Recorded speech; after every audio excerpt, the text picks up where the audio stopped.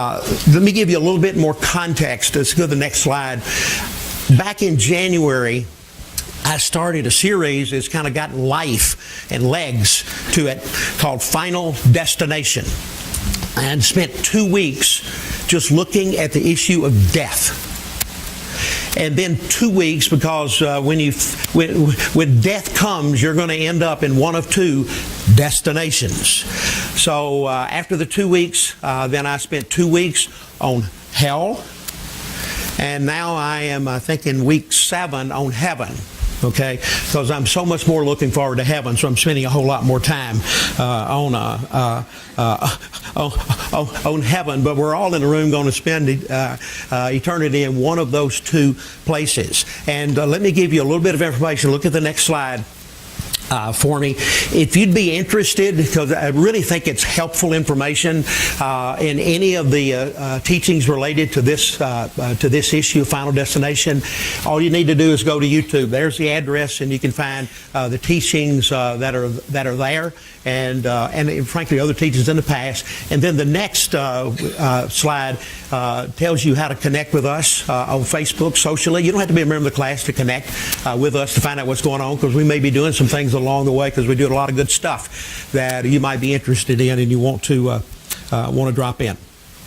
How many of you have ever watched Peter Pan? In the movie, at one point, Peter says, "To die will be an awfully big adventure."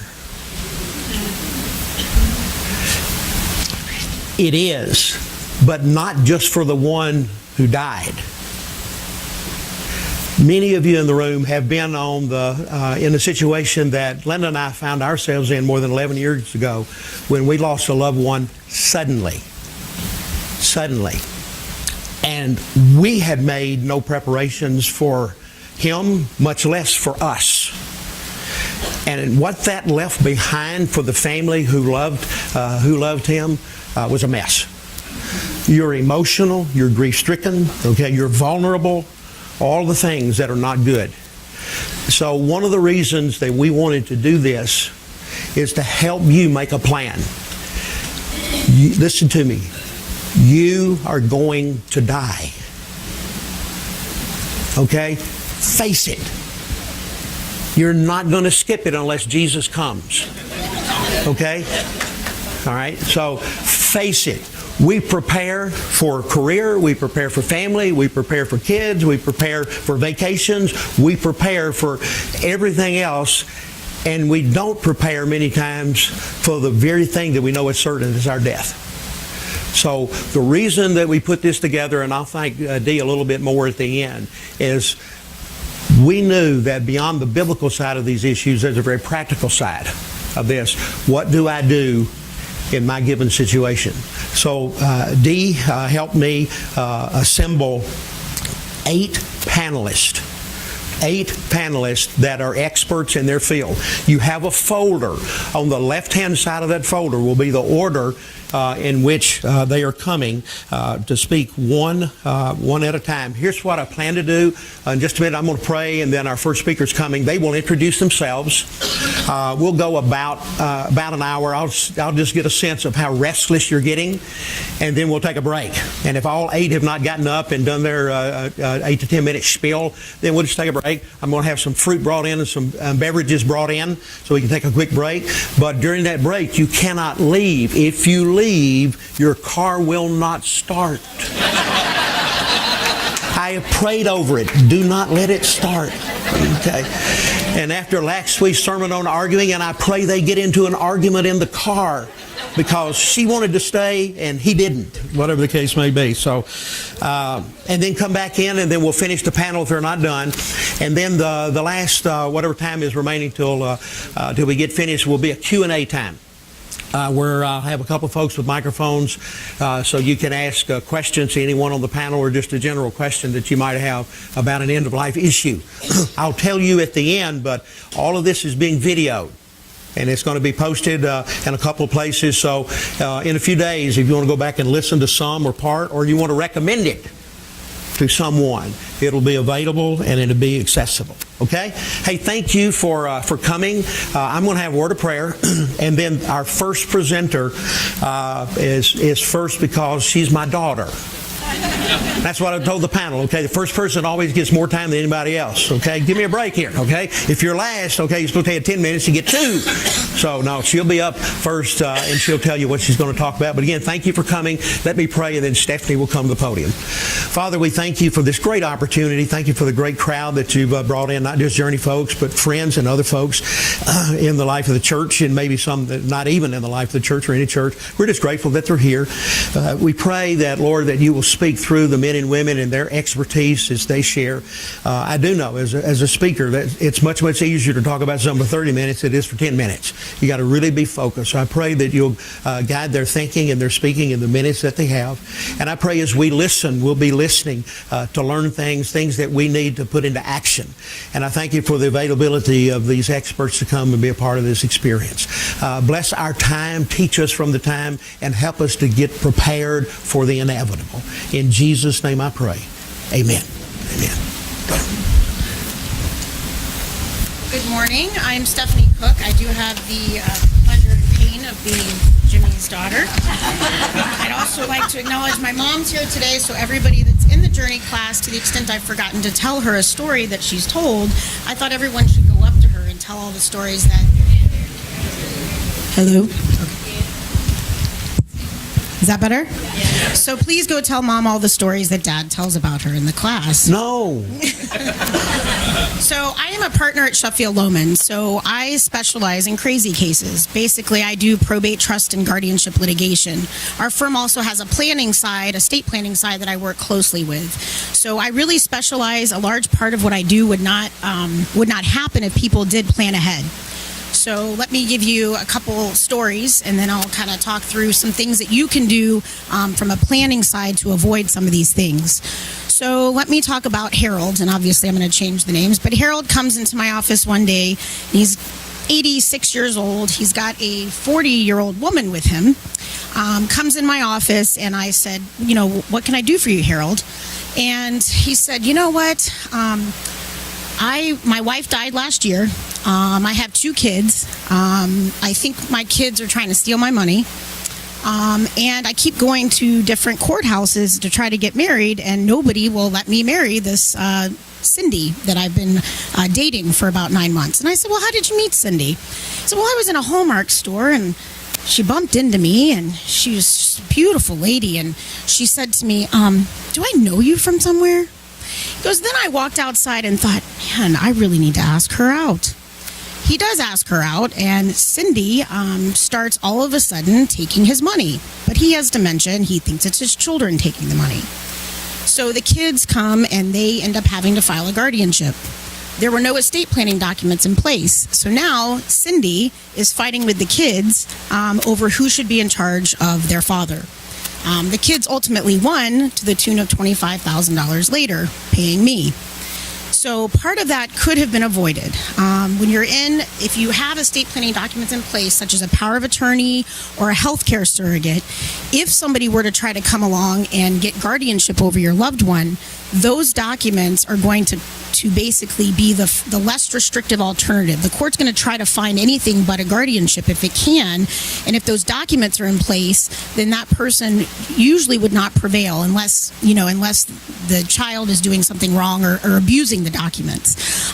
Because in a guardianship situation, you're literally taking someone's rights away, and that's a big deal. So basically 3 medical professionals are going to examine the person and determine, can they contract, can they manage property, can they make medical decisions, and those rights get removed and either delegated to a guardian, or if you have the power of attorney and healthcare surrogate, that's a less restrictive alternative. A trust can also be a really important tool because a guardianship is only going to cover the person's assets that are outside of trust. So if you have a trust in place and the assets are in that trust, that's going to be a tool that you can also protect the loved one from that situation. Again, and I know as the lawyer I have to say this even though it's in the packet, everybody's situation is different. And until you sit down and you give all the facts to the attorney, I can't, give you for your specific situation, but generally speaking, having a power of attorney, having a healthcare surrogate, having a trust, those can be tools to avoid that very situation. A lot of times what happens is you'll have, the kids are up north, we have the highest elder population in Florida. Next is Arizona. So my business is very busy. So the kids are up north, and mom and dad retire here, and then one of the spouses passes away, and all of a sudden, you can mask dementia or Alzheimer's or cognitive decline quite well for a while, because really you just can't make new memories is kind of one of the signs, but you'll watch they keep reverting back and talking about old things. So if you're just on the phone, you might be the child up north and you don't really realize that mom or dad has declined as much as they have. And then when you come visit and, the 40-year-old woman's living, the caretaker is now living there, and all of a sudden you used to be able to access their bank accounts online and you can't, and they've kind of swooped in and taken over. So I think it's just really important, the planning ahead. So that's kind of before you pass away, but I deal with a lot of crazy stuff when no one's done a last will and testament or a trust towards the end. Example would be, you have brother and sister who, something happened when they were 13 and they still hold on to it and they don't like each other, and there's no estate planning in place to say who would be in charge of the estate.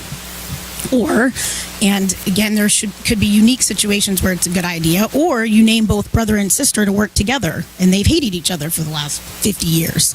And that turns into a huge nightmare because they can't agree on anything, and a lot of times an independent ends up getting appointed. So somebody that's a total stranger really is now in charge of mom or dad's estate because the two kids just can't even communicate.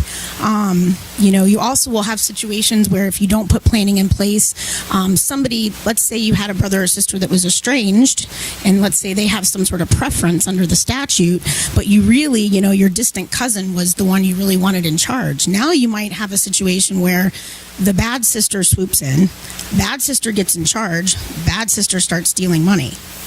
And now you've got, the estranged cousin's got to come in and convince the court, yeah, I know that she's closer in line, but, she's bad. And at that point, she may have stolen so much money that, you can't even recoup it back in.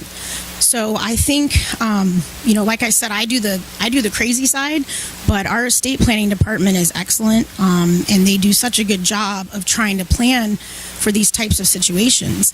And people that don't do that, I think end up in a lot of trouble.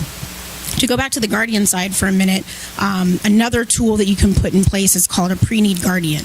And basically that is if you have to have a guardian for whatever reason, if the power of attorney is not working, or, a lot of times they'll take the person to revoke the power of attorney and do a new one in favor of the bad person. So, it doesn't always prohibit the situation, but you can also do a pre-need guardian. And in that situation, there's going to be a rebuttable presumption that if you have to have a guardian, it's that person. So that's another kind of layer of protection that you can do in advance. And it's interesting, and these are not real expensive tools depending on your situation, but I would definitely want an attorney to do them. I would not recommend pulling a form online. The statutes change quite a bit in this area of the law. The power of attorney statute, the trust code, there's just a lot of nuances that I think I would not recommend doing that on your own. But again, it's very sad that I see these families in turmoil, and if they had spent a little bit of money and a very little amount of time, frankly, to put together their estate plan, they could have protected themselves when they get dementia down the line. It's unfortunate, but it happens a lot. Or they could have saved a situation where their kids are literally fighting. And it's interesting to me the number of families or kids that say to me, I never thought in a million years we would be in this situation. I mean, you have some families that, they hated each other for 40 years, but you have some where these kids were close, but a lot of it too is well intentioned. For example, one thinks that this medical procedure would be best, one thinks it shouldn't happen, and nobody's been given the authority, and that just creates a rift that sometimes never goes away between the kids, and it's really sad and it's really unfortunate. So my biggest piece of advice is nobody wants to sit down and talk about what happens when you die, but like my dad said, unless Jesus comes first, you're going to die. And the best thing, and you also could become incapacitated before you die. The best thing you can do for your family is plan for that situation. And I would say, generally speaking, don't make two people in charge. I mean, if you got three, at least you got a majority. The two, and what parents say often was, well, I don't want one to get mad at me because I picked one over the other. Well, you know what? Just like anything, parenting, suck it up, because if you don't, you're gonna create a situation where, again, you might, a rift might be between these two kids that could have been avoided. Make one the power of attorney if they're better at finances, make the other the healthcare surrogate for medical. So just don't do that to your kids. It's not fair. So anyway, I appreciate it. Thank you.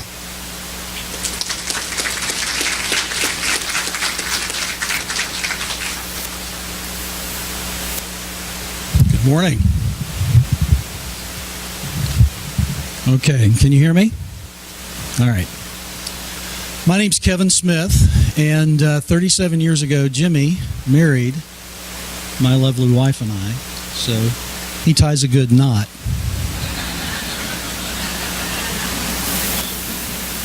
Well, I had to say something a little bit funny because I'm the long-term care guy. Nobody wants to hear about this, so... I would say that probably the title of my talk, and really what all of us have to say today, is an ounce of prevention is worth a pound of cure. So just like our grandmothers said so many things that we thought were kind of interesting back then, how right they were. How right they were. So we're going to talk a little bit about some ounces of prevention that we can take. For my talk, I have my own company. I'm independent. I work in my client's best interest. And I can tell you, here we go, a little closer. Okay, thanks, Patty. I had this issue last night. That's another story. Okay, so I thought maybe the best way to approach this was to try and get you all to think a little bit about some things that I typically will ask clients when I meet with them about this topic of pre-planning. And so if you'll look on that page, I'm just going to go ahead and go to the first question. Fidelity, the investment company, has been doing this study since about 2000. And this past year, it usually comes out in August, and you may have seen it.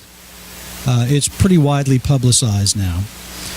But they do this study every year, and the study is, they try to estimate what are the out-of-pocket expenses, the unreimbursed expenses that a couple will have between the ages of 65 and 90.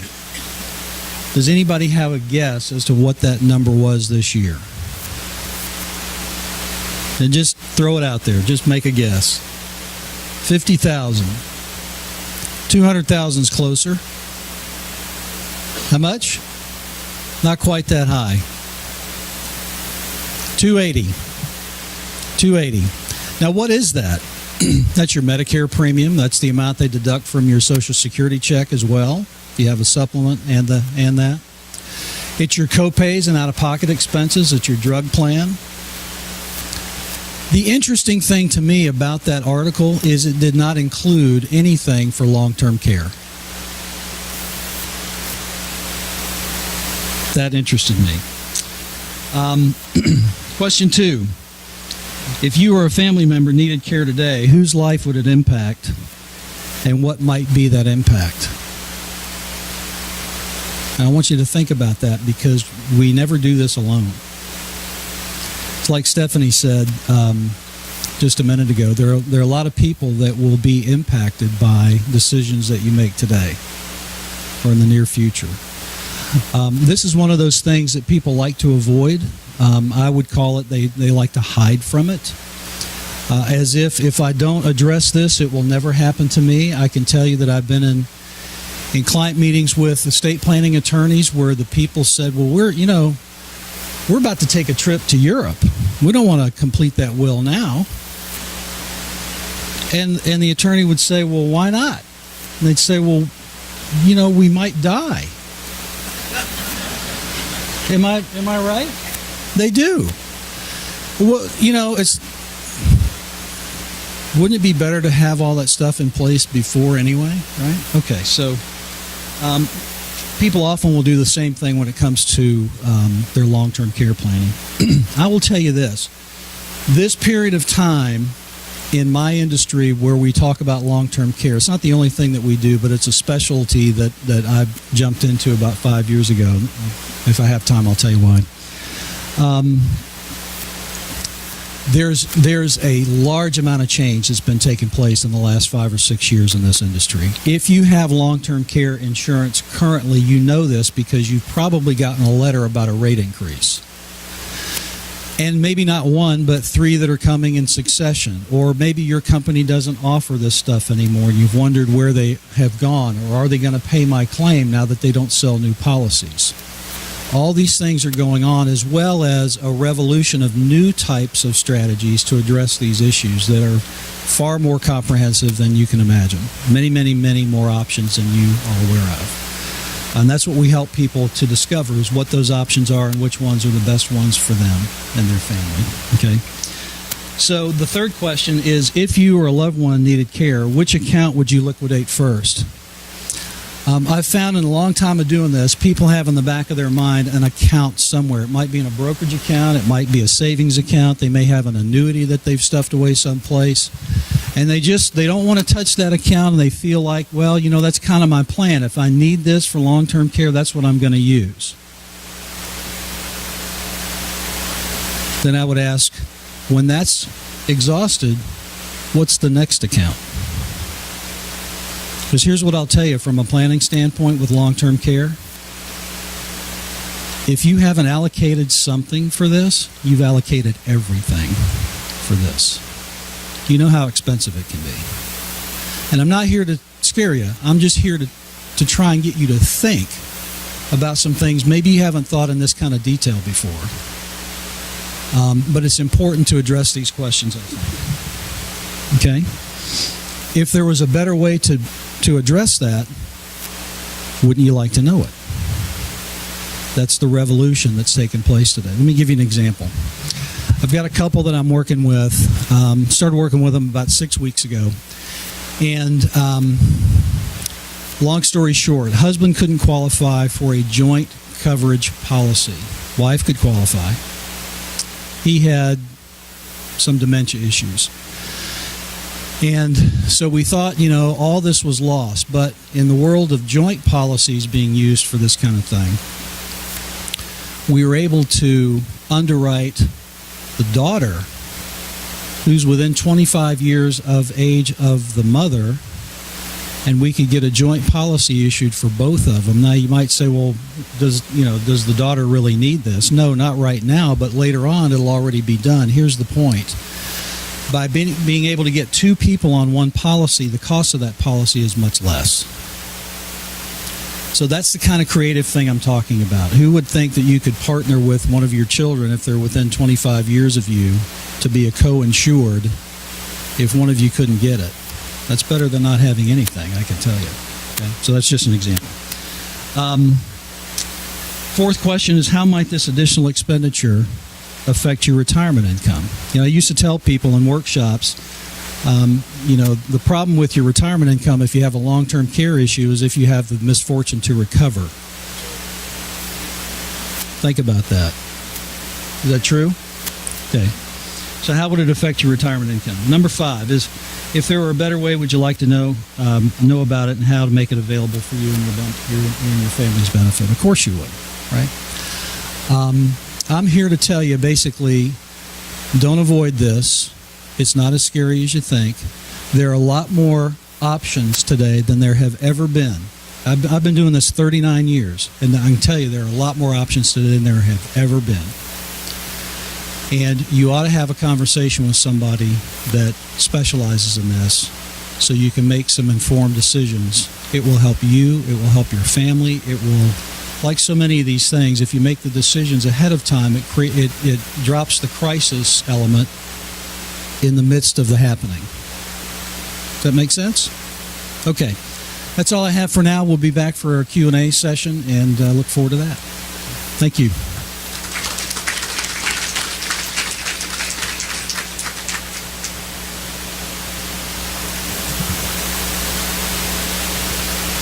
Good morning. My name is Holly Jennings, and I am the co-founder of Premier Senior Consultants. And what we do is we help families find senior living options and then help them through the transition. And I like opportunities like this to talk about it because this is an area that a lot of people don't think to plan for. But as we're living longer, it's something that definitely needs to be addressed. And I would say for the two that's already spoken, my side tends to be a lot more emotional because of the people don't want to leave their homes. And it makes it very, very difficult, and it's a very difficult decision. But I want to start out by saying giving you a few statistics that I think might be interesting to you. 70% of people over the age of 65 will need long-term care outside of their home. That's 7 out of 10. So it's something really to think about. 65% of caregivers are female. They are assisting their family or friends unpaid and trying to get them and help them in their homes. 33% of those are daughters, and 25% of those still have minor children at home, which is causing the sandwich generation. So a lot of people that I am working with is the adult child on this caregiver carousel, and they don't know how to get off. They don't know what to do. There's burnout, there's burden, and they love their parents and they love their family members, but there has to be a backup plan. So why do we see this? Especially as Christians, we've been raised to honor our parents, right? We're also told as widows, grandchildren and children are to care for them, and we want to. But it's difficult when you're still working, you have children at home, and you're not sure what to do, and it's very difficult to provide the care that your parents need. So what I love to do is speak with families and consult with them on having a plan, even if it's just a plan B. And that is to think of some senior living options to look ahead just in case you need those, because remember, 7 and 10 are going to need that. Another thing a lot of people don't realize, like was already spoken about, is there are some options in terms of the financial aspect of assisted living. We know that 41% of seniors right now would be eligible for VA benefits. And a lot of people aren't aware of aid and attendance. This is a very generous benefit that you've earned during whether you were either stateside or in combat, but as long as you were in active duty during wartime, you or your surviving spouse could be eligible for this benefit. Long-term care insurance. I can't tell you how many families did not even know their parents had a long-term care policy because they didn't share it with them. Or the adult child, after going through this emotional process, realize maybe I need to plan for myself and my children. And they look into a policy that will make sure that they can financially pay for their care in the future. There's also Medicaid programs. Again, it's a little bit difficult to go through, but if you take the time and you're prepared, you could have that also as a benefit in order to pay for your long-term care. So it's very important. So, as we keep saying and reiterating, don't wait for the crisis. Most of my clients are in a crisis, and that is so difficult to see. I can't tell you how many daughters have called me and said, Mom's fallen, broken a hip, she's in rehab, and she's being released in 2 days, and she can't go back home. And so what we have to do, and we can do it, we find senior living options for her loved one, but they didn't get to choose where they're going to live. It's emotional, it's stressful, and it's very difficult to put that burden on your family. It's not even intentional, but the fact is that you got to prepare for it. So I'd much rather work with a family where the senior gets to be involved. We go and we look at options. Doesn't mean you're going to have to move today, and you may never have to. But at least your family knows what your wishes are and has that backup plan if you can't remain at home. So my takeaway today is just to plan. I know we're talking a lot about planning for when we pass, but there's also planning that needs to be done while we're still here and spending our golden years. It's so important. So that's what we do as consulting. We meet with families, we help them go through the process, and just kind of look at maybe, just in case, we have somewhere that we want to live, that we'll be comfortable at, and our loved ones know exactly what our wishes are. So, thank you.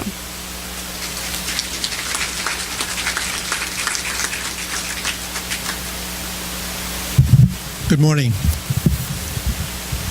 Dr. Gary Miller, team physician for hospice organization here in Central Florida.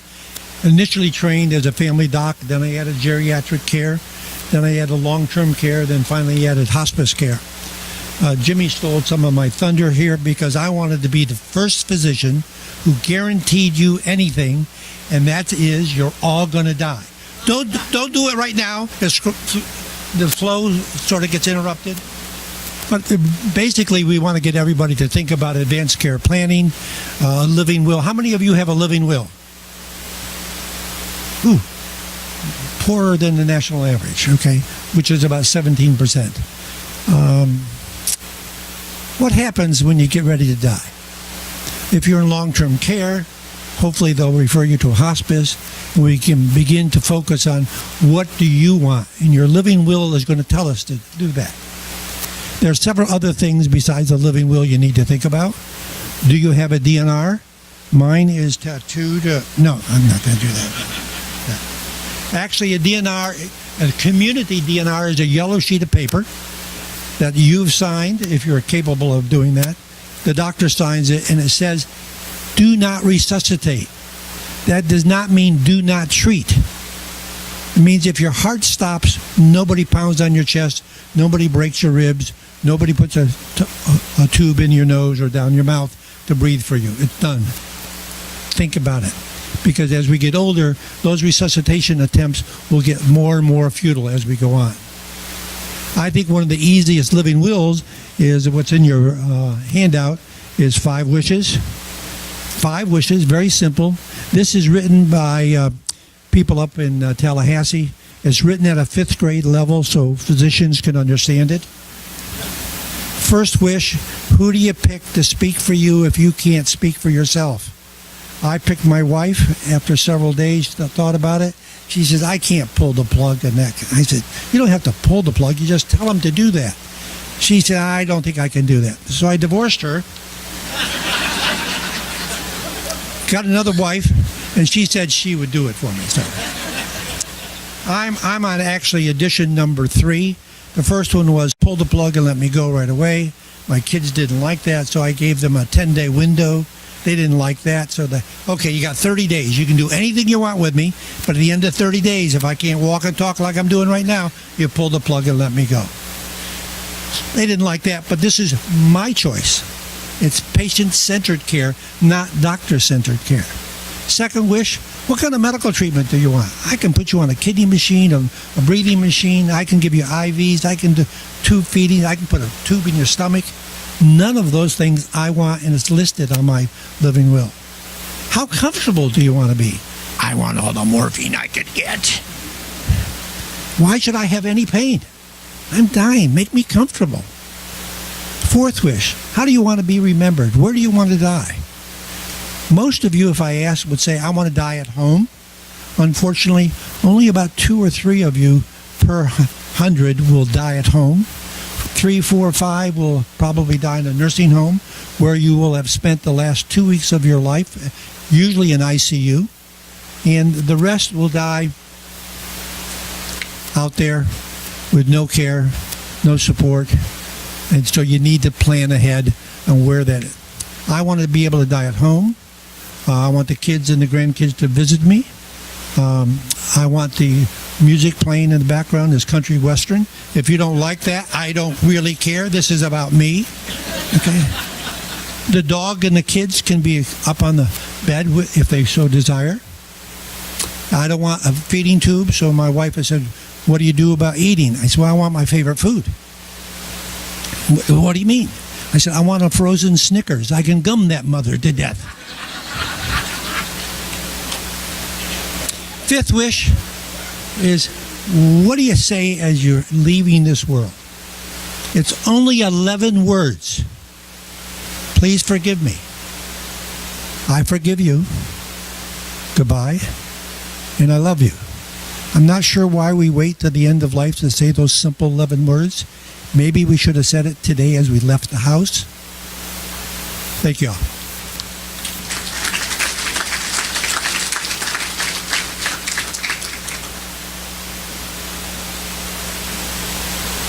Good morning, everyone.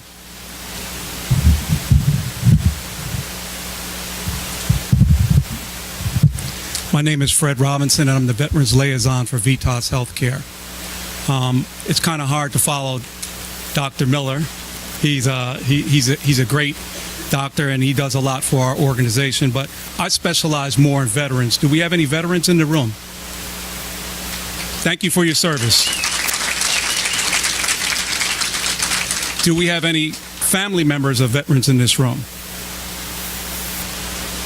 Thank you for your service.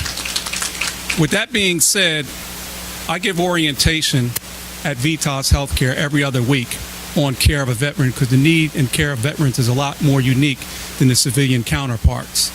The thing is, when we're talking about 5 wishes and we're talking about advanced directives, a lot of times with advanced directives, let's look at a situation where a particular patient is being cared for by his wife and one of the children. And now all of a sudden, things are coming down to the wire, and there's the daughter or son that could be out of state that comes in who's the power of attorney, but now they want what they want rather than what the patient wants. So now they could override it possibly and try to have that person put on life support where they may not want to be on life support. So now we lose the patient eventually. What particularly happens at that point? Now there's conflict with the family. So the main thing to do is to have your advanced directive in place in that aspect. And 90% of people talk about having an advanced directive, only 27% do it. The best time to do it is when you have family members together in the home where you can all discuss it collectively, because if not, a lot of times it gets put to the wayside. Only 25% of people talk to their doctors about it. So the thing is, at the end of the day, something happens, you're in a situation where something could happen in an accident or anything. Now you're unaware of how you're going to be cared for because you never put it down. Nobody else possibly is in charge or doesn't know unless it was that person that was with you. So with that being said, it causes confusion with the family, and it causes confusion with medical care. With 5 wishes, it puts everything in place for you of how you want to be cared for, what you want done, what you don't want done. When we go to the VA, on the VA side, there's only 7 to 8% of veterans in the United States are enrolled in the VA medical care system. Okay? In this area, Vision 8, southeastern region of the United States, there's about 47%. We have 695 veterans in the 6-county radius. So now when you get a veteran that comes on and care, they're not enrolled in the VA, time is against them.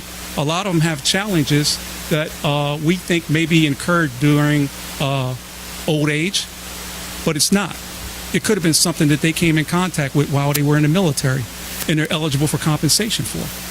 So the thing is to identify these different things, get them enrolled in the VA, get them compensation. It's very, very important. A young lady spoke about aid and attendance. It's very important. Any veteran that served in the period of wartime, honorably discharged, is eligible for aid and attendance.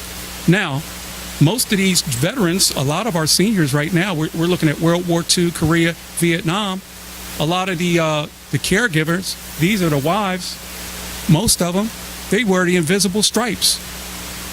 They actually wear the invisible stripes of these particular veterans. So if they're unaware of what's available for them, a lot of times you'll have people, they're in their late 60s, 70s, 80s, and some in their 90s, that difference of money, I know of one person personally, could have kept them in their home. They could have kept their home.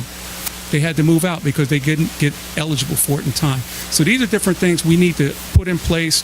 We all need to understand what the patient wants is different than what I may want, okay? My father passed about 2 years ago. He raised me and my twin brother since we were 5 years old by himself. He always raised me, no matter what happens in life, what you need to do is make sure that when you get paid, you have your nourishment, you buy food so you can stay strong to work. Because if not, you're weak, you can't work, and you'll still owe the bills. Well, when he was at end of life on his deathbed, I saw my father go from 245 to 195 pounds. And I kept saying, I said, Dad, you need to eat. You need to eat. And he said, son, I'm okay. When I saw him about the last week, I came in and I said to him, you need to eat. He told me, he said, son, what I want to let you know is if you're going to say that again, don't come and see me. Okay? I'm a twin, and I'm named after that man. Okay? The thing is, what I had to realize, it's not what I wanted. It's what he wanted. And we can't be selfish with our loved ones and what they want. There could be a child that was never around, and now the patient is in a point where they're terminally ill and they're close to death. Now they feel guilty. I was never here to do that for Dad. I was never here to do that for Mom. But what we have to understand is by having a living will, an advance directive, that can take that burden off of them because they made sure what they wanted was enforced and they got the dignity and the quality of life that they deserve. Thank you so much.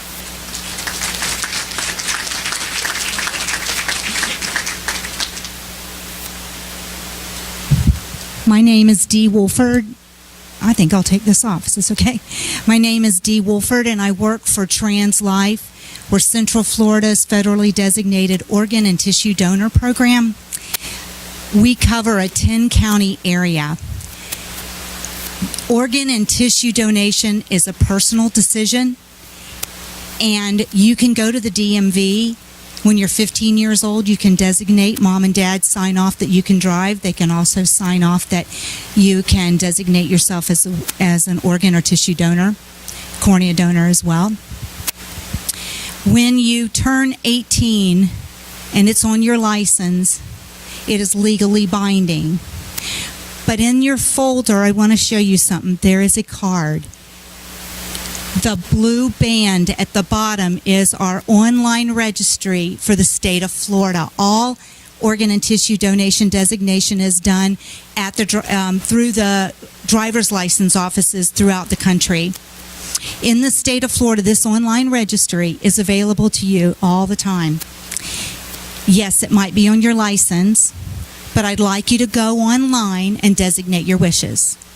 When it's on your license with the little heart, it says you can take anything. If you want to go online and you want to say, I don't want to do this, I do want to do this, that's more specific. And you can change it every day if you wanted to. I want to emphasize that you need to make a decision, designate it, and share it with your family. It is a federal law that if you are a potential donor when you're in the hospital, something happens, your family will be approached. They will be approached, and it would be a nice thing if your family knows what your wishes are. They will go on the registry and see if you've registered. They'll look at your driver's license. I've seen bad situations, and I've seen wonderful situations. Yes. Yep. Aunt Sue, she designated. Yes, we talked about it at the last family reunion. This is what she wants. We all are in agreement, and we move forward. There are about 114,000 people waiting for an organ, and in America, thousands more are waiting for tissue and bone transplants. Thousands more are waiting for corneas. Those people that donate are heroes. And the way it is handled is that loved one is, all the procurement is taken care of before their organs and tissue or bone is procured. They are a moment of silence over them, and they are considered a hero from that moment on. All throughout the country, the procurement organizations like the one I work for They reach out to the donor families afterward, months, years later, and say, you're part of our family. We want to honor your loved ones. There's many, many ways, from quilt squares to they get to speak, or they get to do special events, or we support a new foundation that you've come up with. I can tell you amazing stories about that. Can you imagine that you could give someone sight? Can you imagine that you could help? We have a young man in Central Florida that was in a lawnmower accident and lost. They couldn't save his leg, but they had to give him some bone to try to save part of it. When they saved it, that part of the bone, his prosthesis works wonderful. He's graduating from high school this year. It has enhanced his life, and he told me, he goes, some people need a heart, some people need a piece of bone.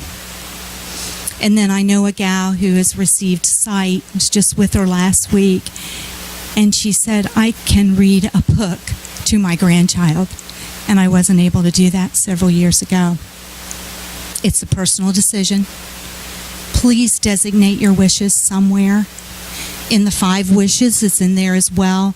But the best thing you can do is look at that blue bar, go to the registry, and designate your wishes.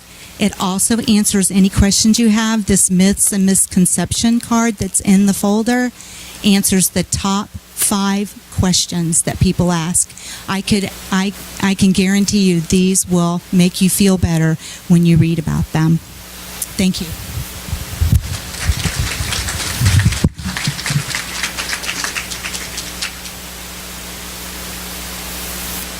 Good morning.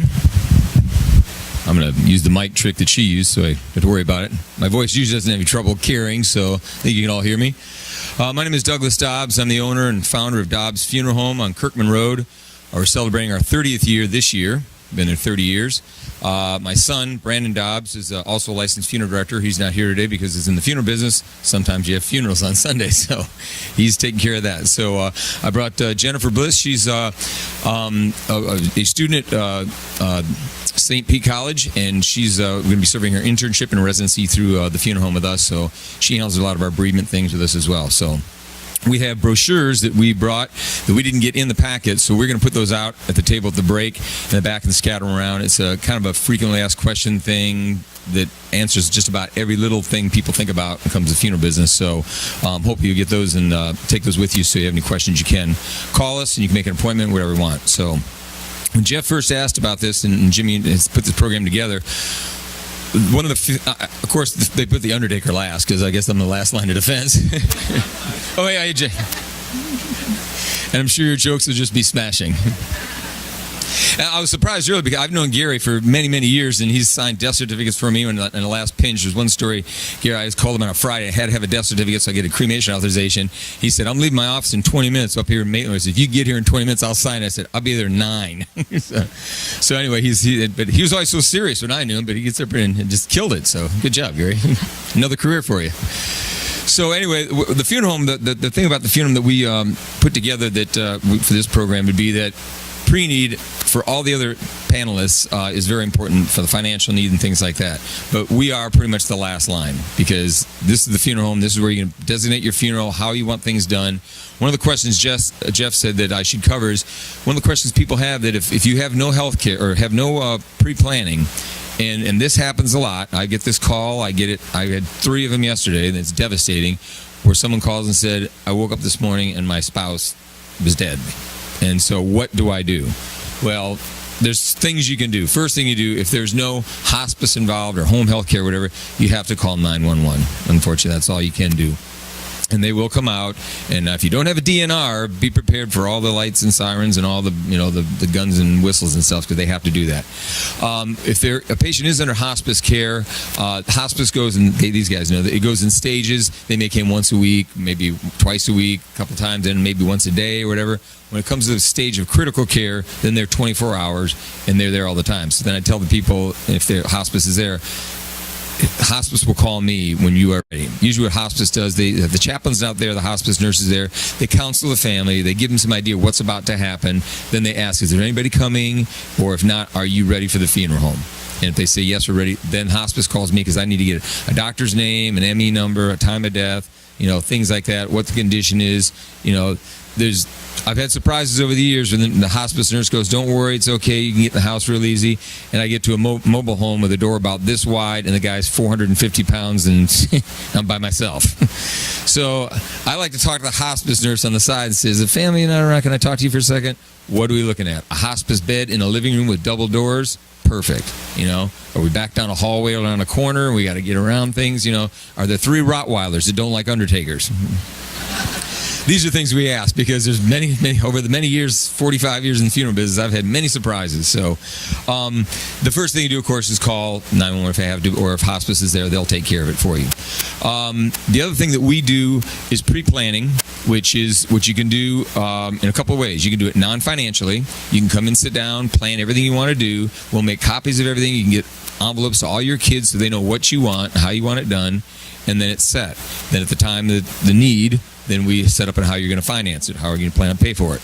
The other thing is what we have is a thing called the IFDF, Independent Funeral Directors Trust Fund, and what people do, and I have cabinets full of pre-need files, which is perfect.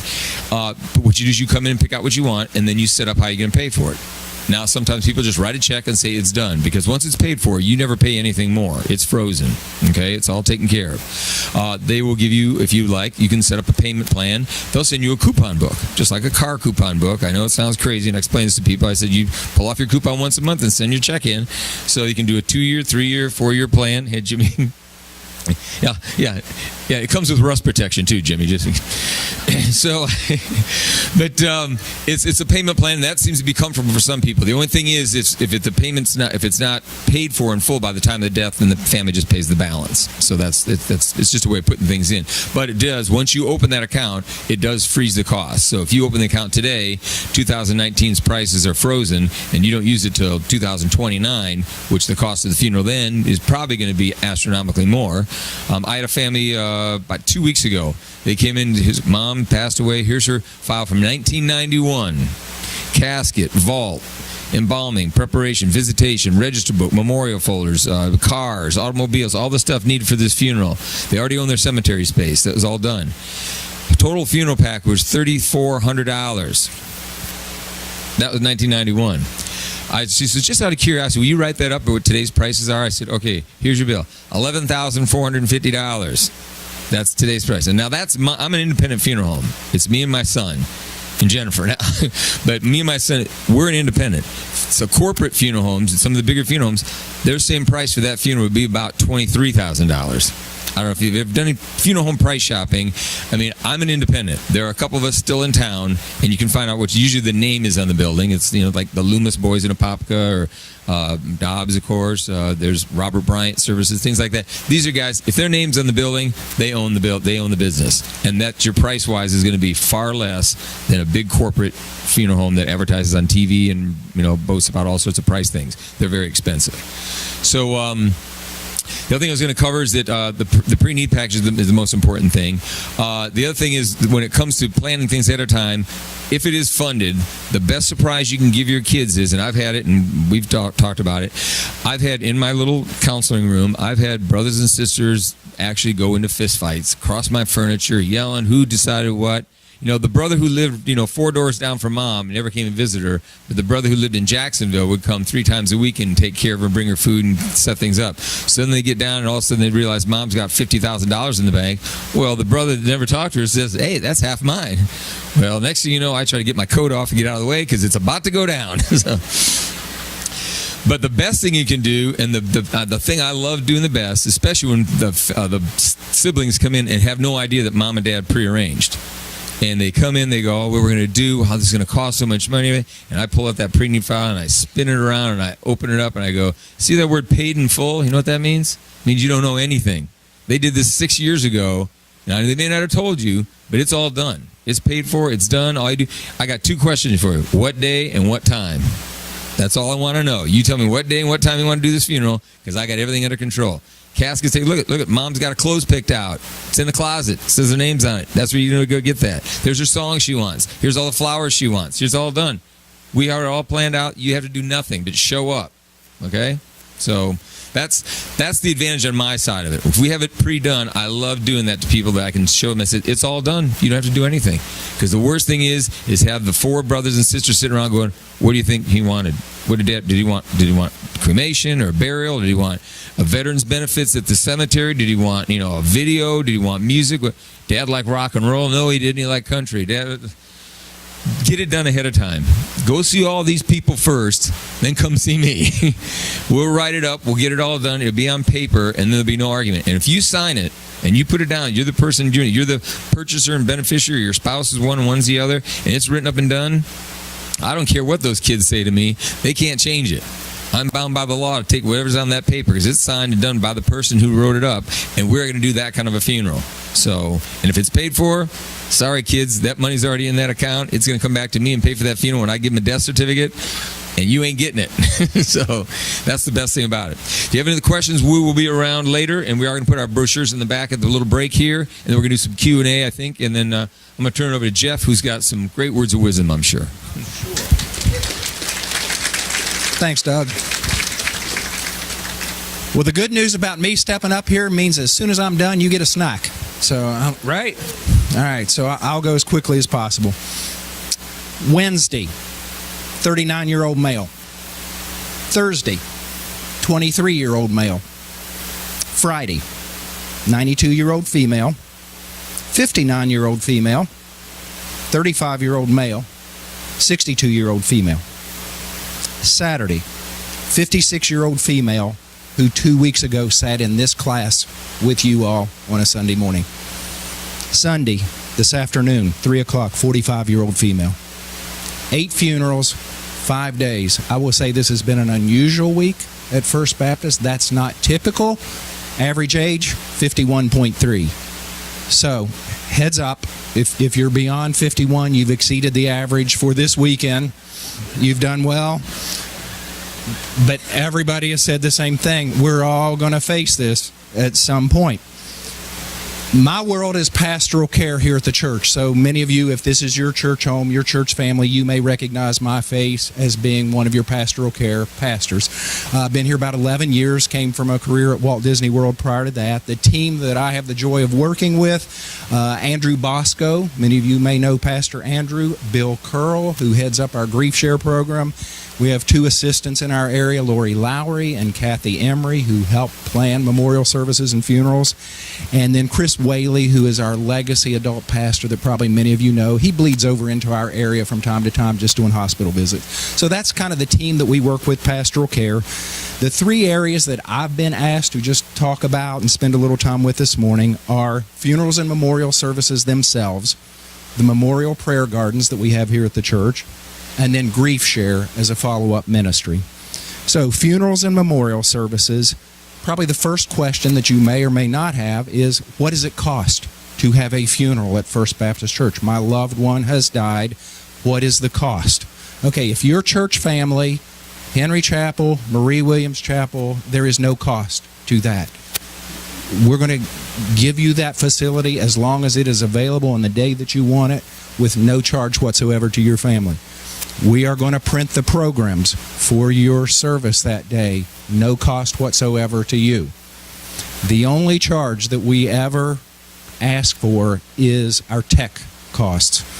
And those tech costs are $100. The reason we ask for those costs is because many times when you have a weekend like we had where there's 8 funerals in 5 days, we don't have a tech service that can supply enough people at enough time, so therefore sometimes we have to sub that out to other people. So we ask you to cover the cost of our tech services because chances are you may want somebody to sing at your funeral. You may want a video to show at your funeral, and those are things that require a tech person to be there. It is generally typical for somebody to give an honorarium if somebody is going to sing at your funeral. You may want Tiffany Coburn to sing at your funeral. You may want Jason Lancaster to sing at your funeral because you love that song that they sing. In doing so, just understand it's usually typical because that person is going to come in on a Saturday afternoon or take time away from family. It's generally typical to offer that person an honorarium for their services, but it's never an invoice. It's not a bill. It's not a charge. Okay.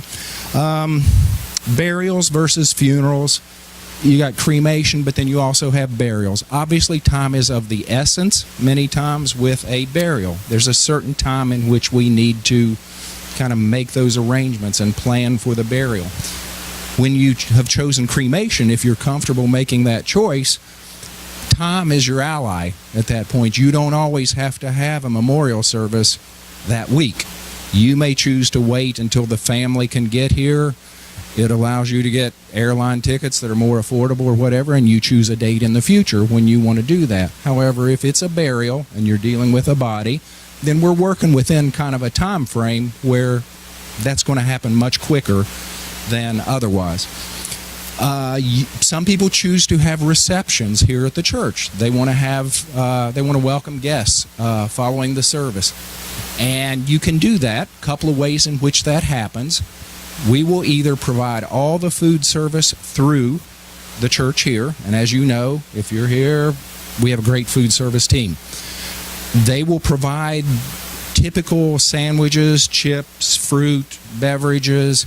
That comes at a cost of $14 a person because that's handled through our food service ministry. But then all you do as a family is you walk into a room such as this. It's set up with tables, tablecloths, seats, ready to go. The other option, you may have a life group. You may have somebody that wants to bring food, bring casseroles, have a covered dish. If that's the case, then we will just ask you to connect with our facilities department, reserve a room, and then you guys can just have your life group bring food or casseroles, have it catered by a third-party caterer. What can you do now to kind of prepare for the day? I would just encourage you, when you're going to sit down with us in pastoral care, when a loved one has died, we're going to ask you questions like, what picture would you like to have on the front of the program? Now, what I do, I currently have a flash drive that I keep in my backpack that is labeled funerals. And on that flash drive, I've got my funeral service plans. I've got a rotating band of about 125 pictures that I just love, with my family, with my grandkids, with friends from school.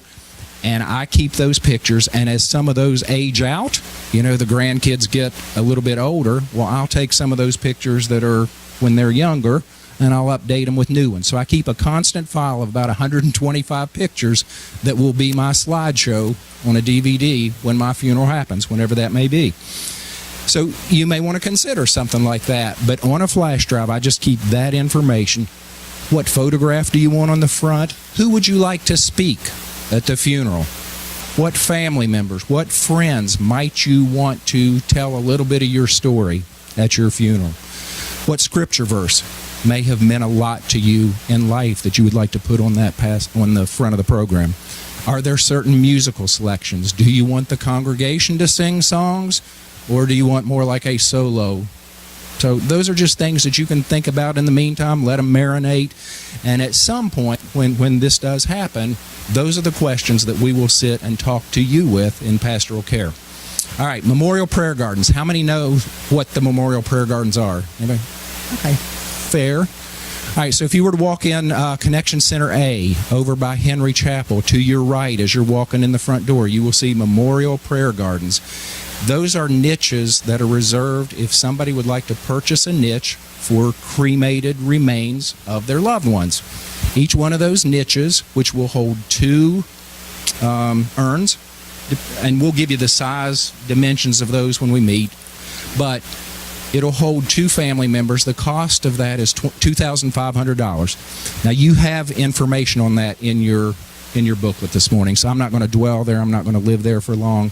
But basically, if you've chosen cremation, then this might be an option where you can say to your loved ones, we would like to have our remains in the memorial prayer gardens. That's what I've chosen because now my kids know we just got to go to the church. It's about the best way I can find to get my kids to come to the church. Okay, so you're going to have to come see Dad, when you come in the front door. So I'm not going to dwell there, but each niche holds 2. That's $2,500. And if you start shopping in the same way that Doug said, looking for cemetery plots, and you're going to be buried, you will find that $2,500 is pretty affordable. Finally, Grief Share. And again, you have a card in your brochure. How many have been through Grief Share here at the church? Okay. How many, if I said Grief Share, you don't have any idea what I'm talking about? Awesome. Okay. Not awesome that you don't, but awesome I get to tell you. Okay. So we have a wonderful ministry under the leadership of Bill Curl in our pastoral care department called Grief Share. Bill, stand up, wave to everybody. And probably be better if I let him tell this.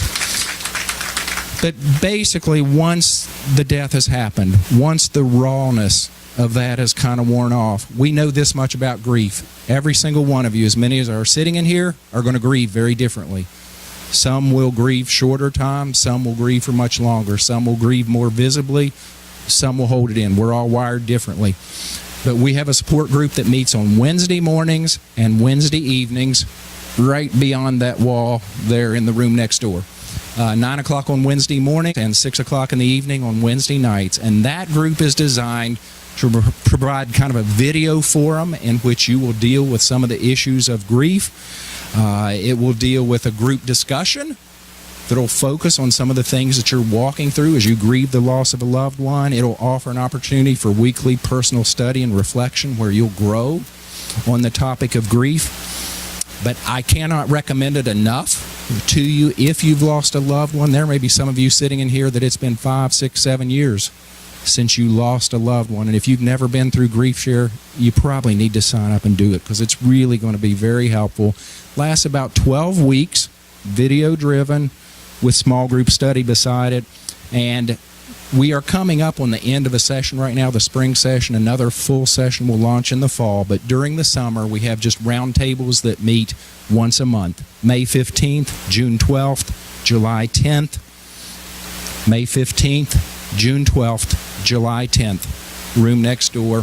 So even if you're not ready to go until fall, maybe you want to participate in those roundtables during the summer. And closing, I don't know where I hit on time-wise, but in closing, there's just a couple other groups that I would say that are not necessarily end-of-life things, but they may be a resource to you that are in our pastoral care world. Cancer support groups, breast cancer support groups, Alzheimer's support groups, autoimmune disease support groups, and Stephen Ministry, which is a one-to-one care ministry that when you are walking through a difficult time, it may be somebody has been diagnosed with cancer or constant hospitalization. We have Stephen Ministry that can provide a resource in a one-to-one setting that will meet with you to just kind of give you a friend that you can talk to as you go through that process. So that's Pastoral Care World. I hope you know how to, I didn't see my phone number anywhere in there, but basically if you call the church and ask to speak to the pastoral care offices, you can find your way to me. Thank you. Let me have that. Who knew that death could be so exciting and enjoyable? Who knew? Who knew? All right. I do have, my first question for Jeff's going to be the niches for the cremains, are they weight driven? That's just one of the first questions that came to my mind. Listen, they're setting up stations. We'll have them in all four corners there's some fruit, and there'll be some water there as well. And then they'll still have a coffee in the back. And let's see, I've got 11:13 at 11. Let's say 11:25. We're going to get started again at 11:25. Remember, if you depart, your car doesn't start. Okay, just a reminder. Okay, all right. Take a quick break. All right, let's have a seat.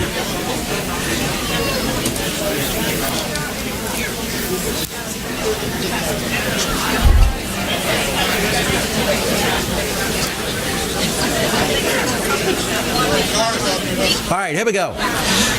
Let me a little personal word before we begin some Q&A. I wanted to provide the break. One, I felt like we needed a break, if not for food, at least for a potty and to stand up.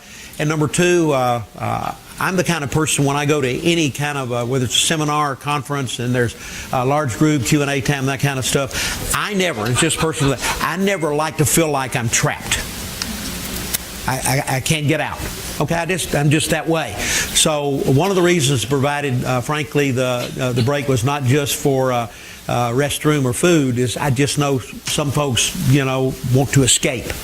Okay, they do. Okay, for whatever reason. Okay, talking an hour about death is probably not the most exciting thing all day long. Okay, but for those who did leave, not only will their car not start, they're going to have a premature physical problem as a result of that. You can define whatever that is. But many of you know our personal story. We had a son pass away back in February of 2008. Not long after that, there's a couple in the church that we were close to, a little bit younger than we were, and they were shopping out in Claremont. I don't remember whether it was Home Depot or Lowe's. And he had a massive heart attack there and died. Just boom, dead. So we were, in common grief experiences there, just a very short period of time apart. Several months later, I was watching a basketball game, and she had a son playing on one of the teams, and the widow came up to me and sat down. How y'all doing? Okay, both of us still very tender in the grief, you might say. And she said, Jimmy, do we have grief share in our church? And I said, well, church is big. A lot of things go on that I don't know what's going on, but I'm not familiar with it. She said, well, I've been going to another place here in the area, and our church should do it. Well, I respected her a great deal. So I began to look into it, and about that time, Bill and Lucy Pat returned from the mission field service for years and rejoined our staff team. And I knew Bill had a great heart for pastoral care and ministry, and Bill jumped on that. It's hard to believe that many years ago, and it's just grown and exploded. And I just wanted to tell you how much I feel is added to the quality, as it were, of grief in our church, because our son's widow moved back to the West Coast several months after Jeremy passed, and we've stayed through the years in great touch. And probably about maybe 2 years, honey, 2 or 3, a couple of years, she was just struggling. Grief is hard, and especially when it's sudden and tragic. And so I recommended to her, well, have you tried a grief share? And no, I said, well, look it up, find out the nearest place to you. And it was almost an hour drive from where she lived in Los Angeles to get there. And she started going, okay? And their chapter, as it were, of Grief Share was so large that after the videos, they broke up into small groups based on how their loved one died. That's how large it was. Okay? And God got a hold of Lorena's, heart. She already had a solid walk with Christ. And to make a long story short, now for 5 years in her church, which is a church very similar to ours in size, she has been leading the Grief Share ministry in that church now for years in that church as a result of how it impacted her life. Bill and I and Jeff, I'm telling you, we can't endorse this enough. Every one of us in this room have and will grieve. Have and will grieve. That ministry helps us to do it in a holistic and godly way. So I can't endorse it enough, and I would say don't wait for death. Okay, God can use that for you to help others who are going through grief, but it's one of the best things that we offer here. Okay, we're going to do a little bit a Q&A time, and we'll end with the questions and on more. I have some closing comments and some resources that I want to give you. But Gary has a microphone here. Gary, okay, who has the microphone? Over here. Okay, is that Patty? Okay, what we want to do in order to make sure we hear is if you got a question, just raise your hand. They'll get the mic to you. If you don't mind, they can hold it if you don't want to hold it, but you need to speak into it. I think it would help. I know I like this. If you would at least tell your first name. Okay, that way the panelists can address you personally if they want to do that. If your question is person-specific, panel, okay, just say I have a question for Gary or I have a question for Stephanie. But I'm not sure who to answer this question. Just ask it and we'll figure it out. who would be the best person to address it. Okay, so I think everybody kind of ready. Stephanie, let me get to it. I wanted to begin because I had, and you didn't bring it up, but somebody else did, and I had a question for you that had to do, what is the difference in a living will And a DNR. and an advance directive? Well, living will is a form of an advance directive. Advance directives are just basically your power of attorney, your health care surrogate, your living will. It's the documents, estate planning documents that you put together that tells in advance your other family members what you want. It's an advance directive. So who you want to be in charge of, being executor of your estate, or who you want to be in charge of your power of attorney, their financial affairs, healthcare surrogate. So it's basically, you kind of lump those all into one group and you call it advance directive. Most commonly, I would say power of attorney and healthcare surrogate. Okay, good. So just raise your hand and they'll get to you if you have a question, and give them a second to get to you, and we'll go from there. I have two questions. I have one for our dear brother Douglas, funeral director. Repeat the question. I didn't hear the question. I do have life insurance. Okay. And I'm going to need your help, but I want to know if that everything will cover, like the burial. Can I handle all of that with you? Or do I have to do partial and then go over? I can do everything. No, if you have a life insurance policy, you bring that in, or your loved ones would bring that in at the time. Yeah. Whoever the beneficiary is of that policy, is it one person or two people? No, it would be two people. Two people. Is one a primary and one's a contingent, or are there two primaries split evenly? No, split evenly. Okay, then both those beneficiaries sign separate forms called a funeral home assignment form. It's like a permission slip that they're the beneficiary, so they get the money. But they're giving me permission to send my funeral bill to the insurance company, and the insurance company pays me. Okay, just the amount of my funeral bill. Then that balance, say it's a $50,000 life insurance policy, your funeral bill is $8,000. Okay, they send me my $8,000. That balance is split evenly between those two beneficiaries. Right. Okay, it's a funeral. It's a matter of a signature. We assign an assignment form. The beneficiary gives me their Social Security number and their date of birth. That's how they identify them. And they sign a HIPAA form, which is a release of information form that everyone does in a doctor's office. Everybody knows what a HIPAA form is. It has nothing to do with your hip. I asked that one time. She said, "You need a HIPAA form." I said, "I'm here for my knee." Sorry, Gary, I'm trying to take your jokes. But anyway, it's an easy form to fill out. The beneficiary signs it, and then they turn it in. We send it off. We get paid, and the balance goes to the family. Okay, I've split it between my daughter. Mm-hmm. If they're equal beneficiaries. Now, on insurance, sometimes one's a primary, one's a contingent. Contingent's only there if something happens to the primary. That's what I need help, because the other is the church chair, my family. Right. Whatever is left. Yeah, but if they're both primaries equally, then it's split equally between them. Okay, you'll help me with all of it. I sure will. Along with Pastor Jeff. Oh, yeah. Thank you. Okay. And I have for you, Brother Fred, veterans. My uncle, he's 78, my mother's brother. Make a long story short, we've been praying for him through prayer team here in Horizon West. Now, he wants to go back home to Laurelton, Queens. He's a veteran, law enforcement officer of many years. He retired as chief of all five boroughs in New York City. Stormy Jr.'s car, Granville. So I don't know if that name Granville, but all my uncles, my mother's brothers were veterans. So anyway, they just said that he was up in the hospital in Virginia because my cousin, his son, is taking care of him in the Y.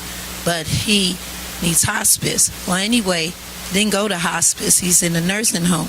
But he wants to go home to Laurelton, Queens, and live his last days there, get round-the-clock care.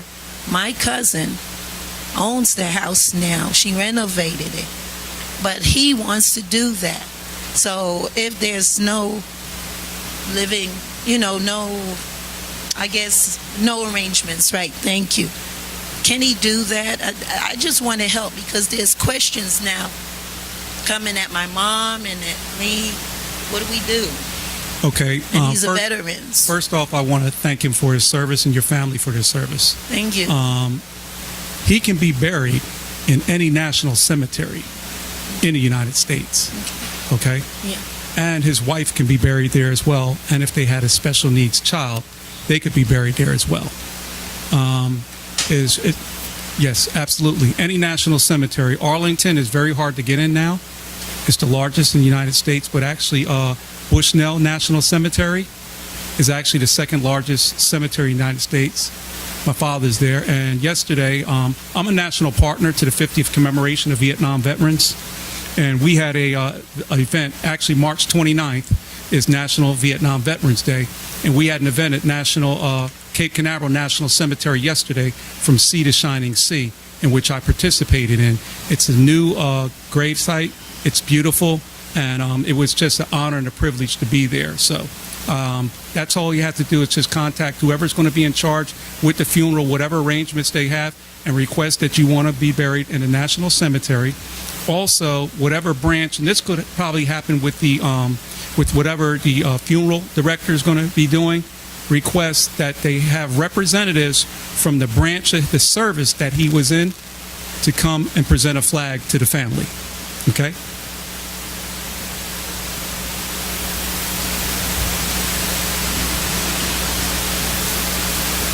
Okay.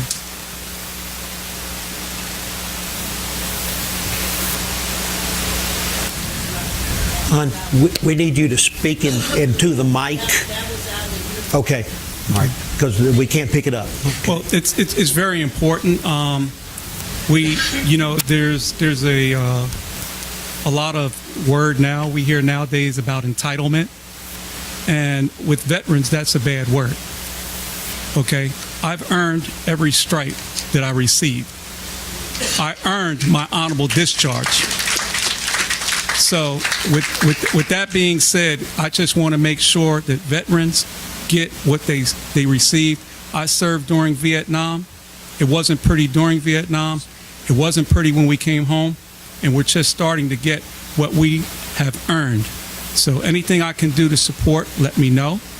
Also, with that being said, there's a lot of veterans who are more senior than me, the greatest generation.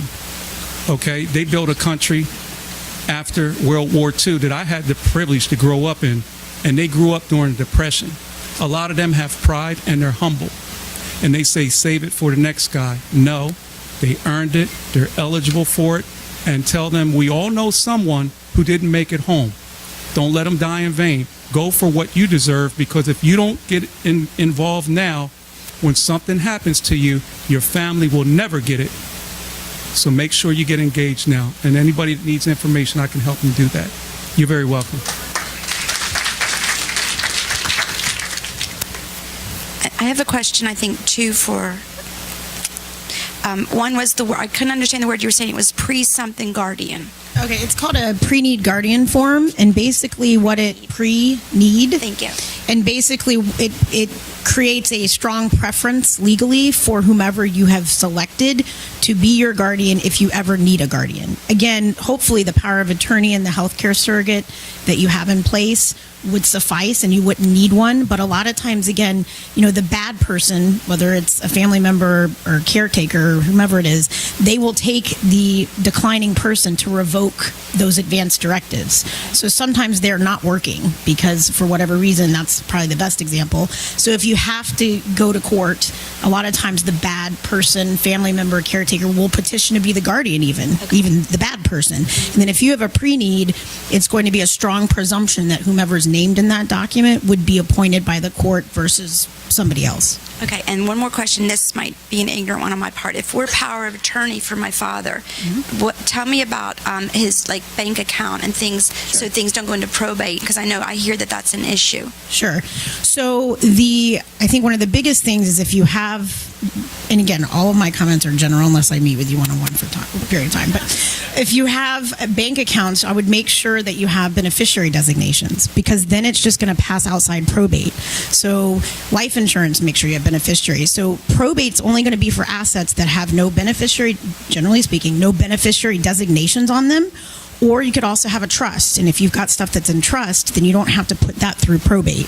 So the best way to avoid probate is to consult with an attorney, create a last will and testament, and you may not necessarily need a trust. It's kind of case-by-case basis. For example, if you have a lot of rental properties, or if you have kids that you are concerned have drug addiction issues or something, and you want it in trust because you want somebody else to be in charge of it, would be a good example of when you need one. But kind of to go back to answer your question, if you have beneficiary designations, that is the best way to avoid probate. So you can do the same thing with a deed, have it be to somebody for life and remainder to whomever else. But even just for a bank account, I should be listed as a co-signer or something. If you have a power of attorney, you could be on the bank account as power of attorney. You would want there to be beneficiary designations, and it depends. If the person's declined to the point they can't make that decision on who the beneficiaries would be, you're in a tough spot, because you're not going to be able to go in and do that for them unless there may be certain circumstances. But generally speaking, you want to be on there as POA. If the person's cognitive enough to put beneficiary designations on there, you want to have them do that. Thank you. And I have one quick question for Holly. Holly, I'm questioning, is yours a nonprofit or is it fee-based for your consulting? That's a good question. Actually, our services are complimentary to our clients because the communities pay our fee. So once they choose a community, they compensate us, so you don't have to. And then do you have a ranking of facilities of what is, like I don't know how they're ranked, but I'm questioning. So what we do, just really quick, our background, my business partner and I, we both were executive directors. We ran senior living communities and we're licensed to do so. So we have a very diverse background for that. But what we typically do, we do partner with probably well over 200 communities here in Central Florida. But the Agency of Healthcare Administration is who regulates them. So we are constantly looking at their inspection reports and making sure that we put our own loved one there. So beyond what pricing would be, location, all that, we're taking it a step further and making sure that we feel like that they, have good inspection reports. Yep.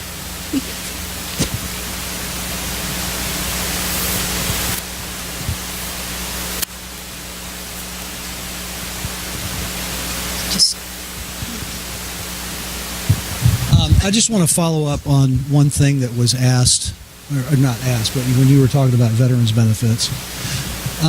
When I do long-term care workshops, I cover veterans benefits and how to apply for that. I don't fill out the paperwork. I'm not accredited with the VA. You need to go to Stephanie or somebody that is. But here's the thing. Here's the question that comes up every time I do this. Either the veteran themselves says or their spouse says, we've applied for benefits and have been turned down. This happens all the time. We hear it all the time. I just want you to know, if you've got a family member or it's your spouse that you think might be eligible for benefits, they probably are. And I feel just like you do. You've earned the benefit.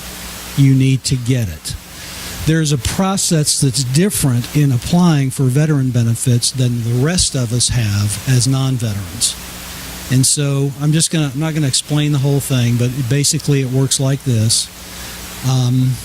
There's certain things that you can do as a veteran to move assets so that you can qualify for benefits. It's completely legal. But the rest of us non-veterans can't do that. And whenever we sit down with somebody and we find out how they made application in the past, that's generally where the mistake was made.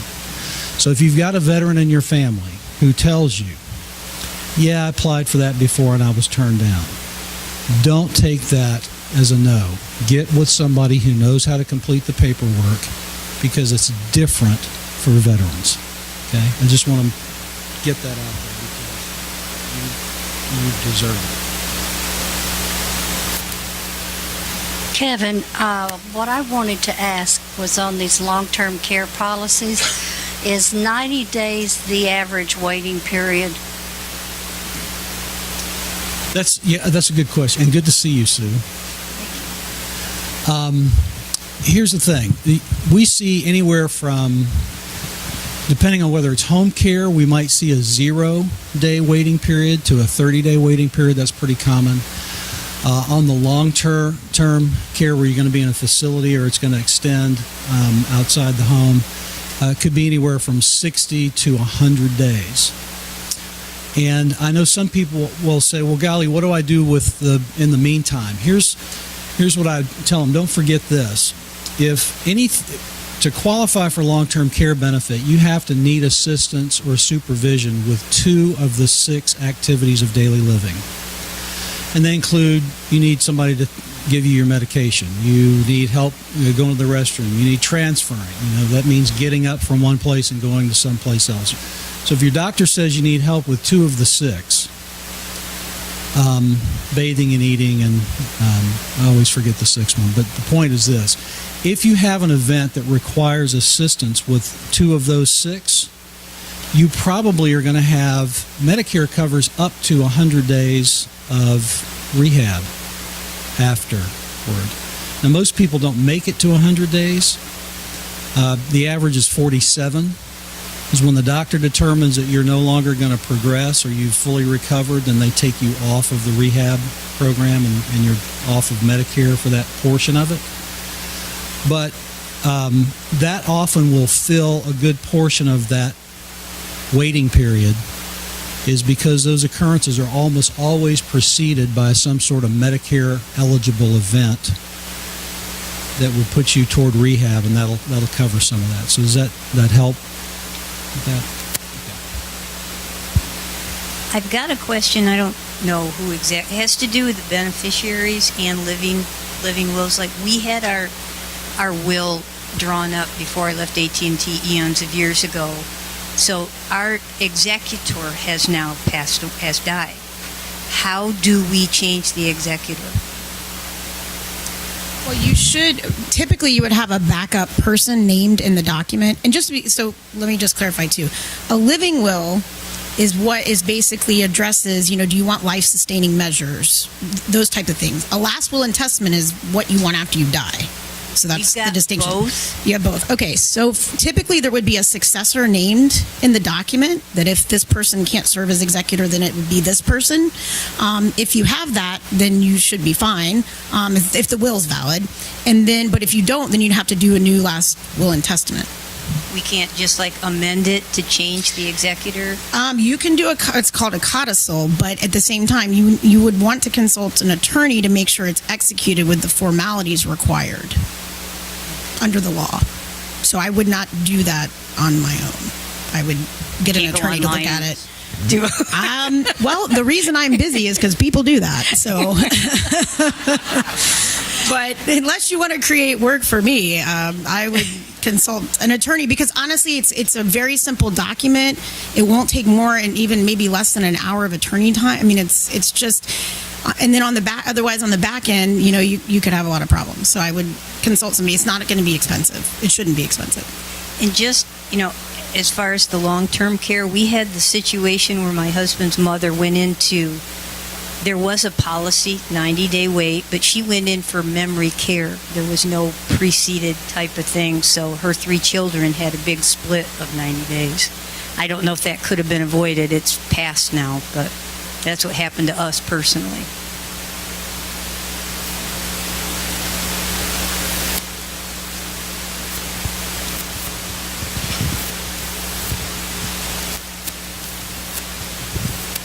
Stephanie, this is probably one for you. My parents are both deceased, and there's 4 remaining siblings, only 3 of which have mental capabilities of doing anything. Okay. One of my brothers has life estate on my parents' property. Okay. My question is there any situation or occurrence where he can change the life estate into just his name through my dad left a trust and a will, and the trust gives him life estate as long as he is alive. Mm-hmm. But with the remainder to the rest the remainder of you? To the remaining 2 siblings. Yeah. So legally, he does not own that property. So are you asking me, could he do a fraudulent deed? I mean, he could, you'd have to set it aside. I understand that, but somebody mentioned to my older sister that after a period of time, we have no communication with him, which is his request. Okay. And somebody made a comment to my sister, who was, according to her, an attorney, that if we don't have any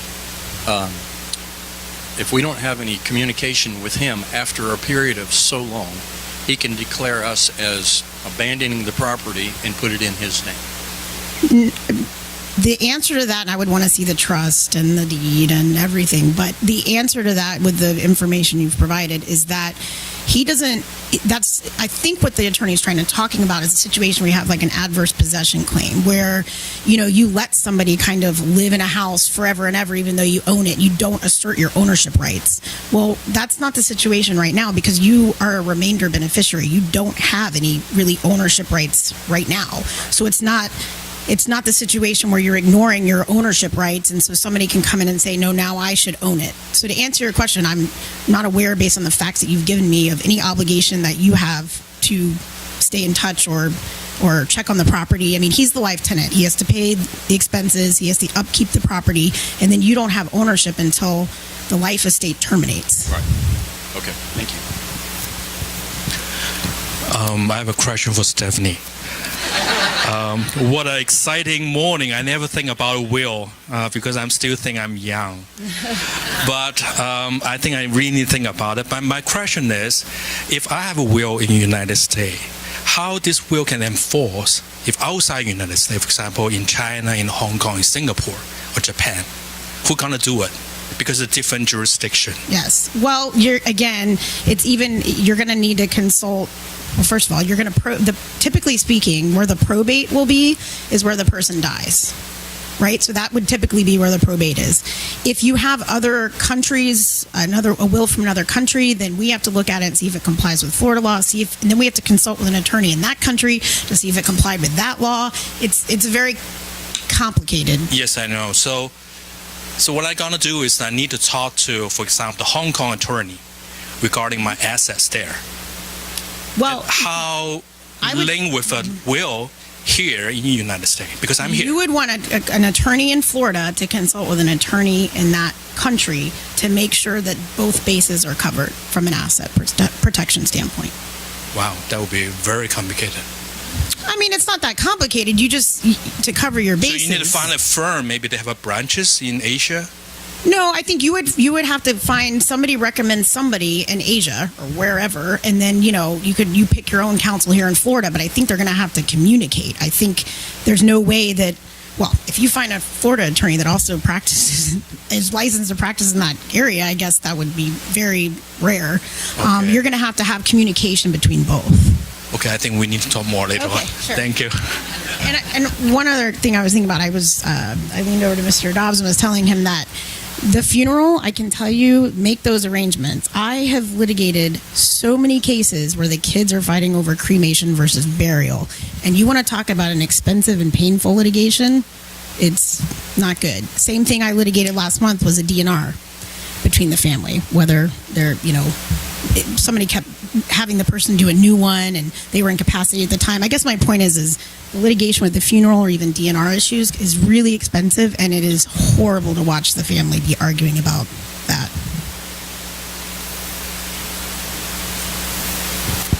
Yes, I have a question also for Stephanie.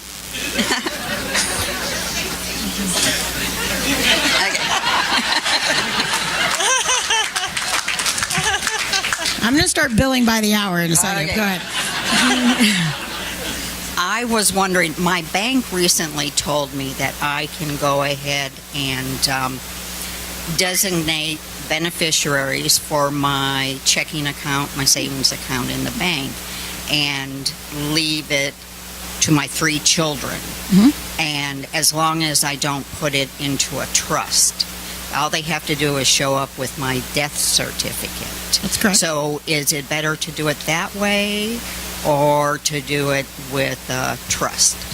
That, again, you want to have beneficiary designations. That's preferred. Whether you need a trust really would depend on, honestly, like me getting you to fill out our form that we have with all of your assets and look at whether a trust would be good for you. I think the point either way is you want something in place where it passes automatically, right? And that can be done by a trust or it can be done by beneficiary designations. The need for a trust is more analysis than I can answer without knowing all of your finances.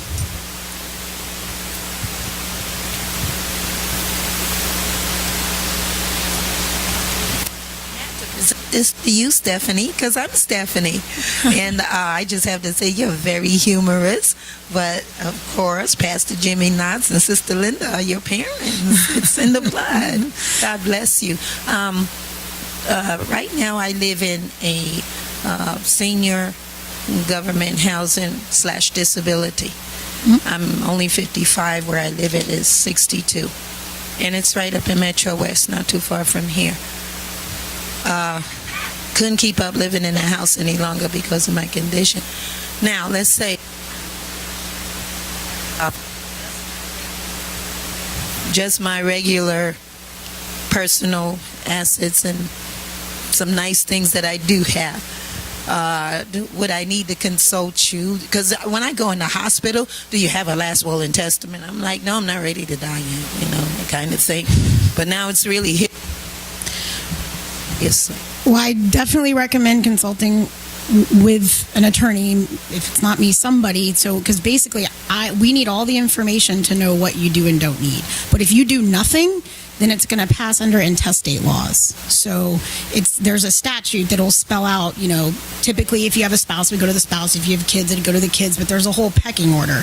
And, and then if you haven't nominated who you want to be in charge, then that's the situation typically where if the kids don't get along, they start fighting over who should be in charge. So to answer your question, it's better if you consult with someone, even if you don't have a lot. It doesn't cost a lot to do just a basic estate plan, and it's so worth it down the road. All right, thank you. Appreciate it. I have a question, maybe for the funeral director and for Stephanie.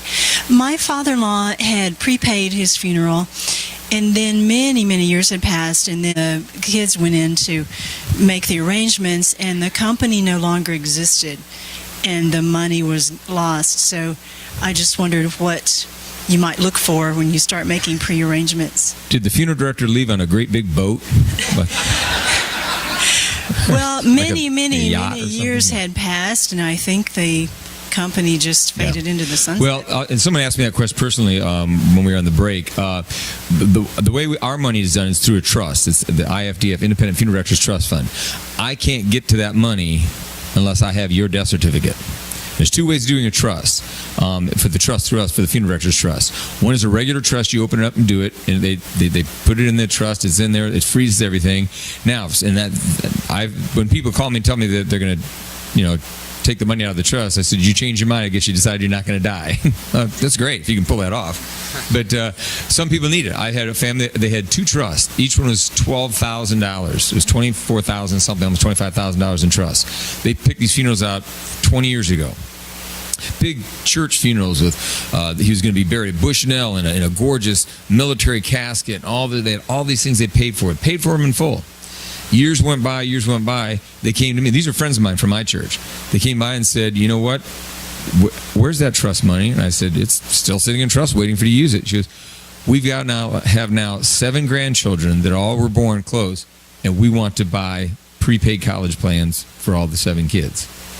So they took the money of the trust, changed their plans with me, did direct, pretty much simple cremations with maybe a little church service or something, because a lot of their friends were dying off. They were elderly, and took that money and bought Florida prepaid. Who has Florida prepaid college plan? 3 of them I've done. Smartest thing I ever did. Kid takes credit card for 4 years of university, paid for. So they took it and they bought prepaid college plans for the kids. Now, they did that because they had a regular trust. There are some people that have a thing called an irrevocable trust, and that's when I have people come to me and say, Mom's going into the nursing home next month. The nursing home says she has to have her money. She's got X amount, what is it, $2,200 now is the limit, the liquid asset that someone can have that they can't touch. But Mom's got $19,000 in the bank, and we're going to put her in a Medicaid, and she's going to lose that money if we put her in the nursing home.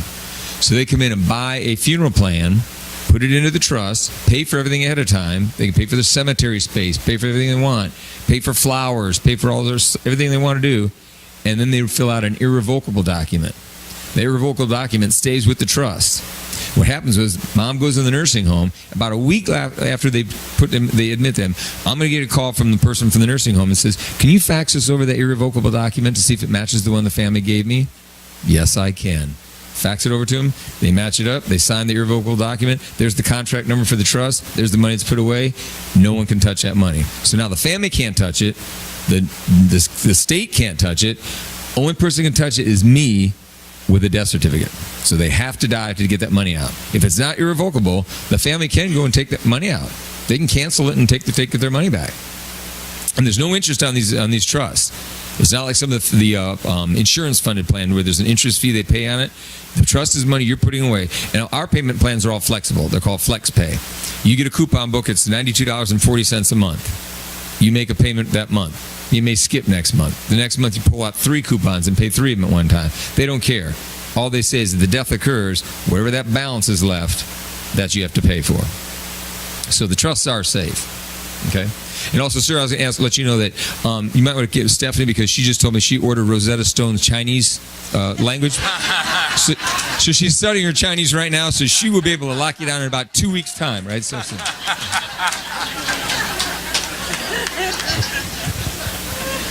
I have 2 questions. The first one is there a member of the panel who is an expert on benefits for widows from military spouses? The second question is, I heard a comment about long-term care. Would you recommend outright buying a $75,000 policy or paying monthly for long-term care if you don't have it at this point in your life? 2 questions. Veterans benefits, long-term care.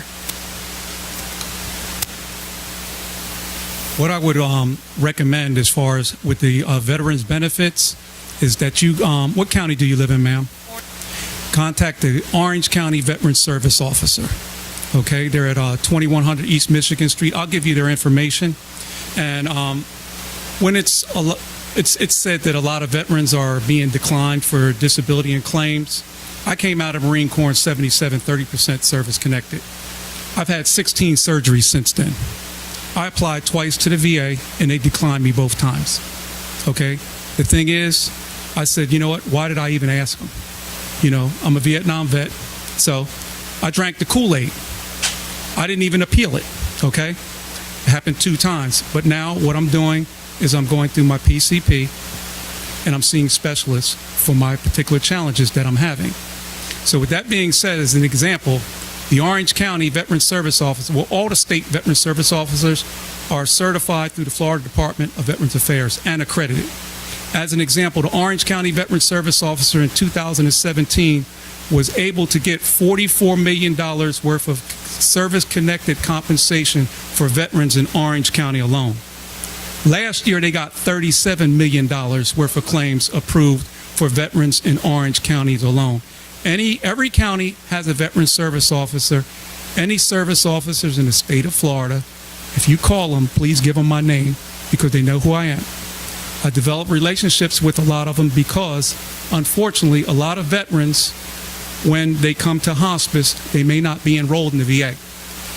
Okay, so time is against them.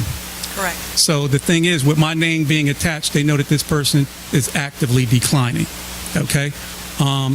With that being said, also, it's very, very important that we understand. I served in the Marine Corps. There's Army. We're engaged with most of your physical or your combat, but there's the Navy SEALs. I trained with them in Coronado Island, and the Air Force has their special ops. So every branch has their bad boys. But with that being said, big boys don't cry. Okay? So when you get hurt in combat, you keep it moving. You don't have time to grieve, or you don't have time to cry about it. You just keep it moving. So with that being said, now if I go to the VA and I say, hey, I have this challenge, they're like, well, we don't see it in your medical record. Look at what I did. Okay? You look at somebody that could be an airborne ranger, Army, jumped out of a plane 60 times. Bad knees, hips, ankles, but it's not in their record. Look at what they did. They weren't in administration. So the thing is, when you go to the county veteran service officers, what they're going to do is they're going to pull your medical records and your service records. One will support the other. I have been there, so I will tell you the specific question. The question is this. My husband died of service-related 100% disability. Okay. I did not apply for VA until 3 or 4 years before he died because I didn't realize there were benefits there. Here's the question. As a widow, I could have benefits for the whole process, but I had to window. So I need an expert who can find an anomaly that says, look, we've got medical records who prove he had Persian Gulf syndrome in 2001. Go to the representatives here in the county or in any other county. I need a person who can get deep and say, yes, he did have to qualify. I'm not going to disclose a resource because I'm not political. But with that being said, see me when this is over, okay?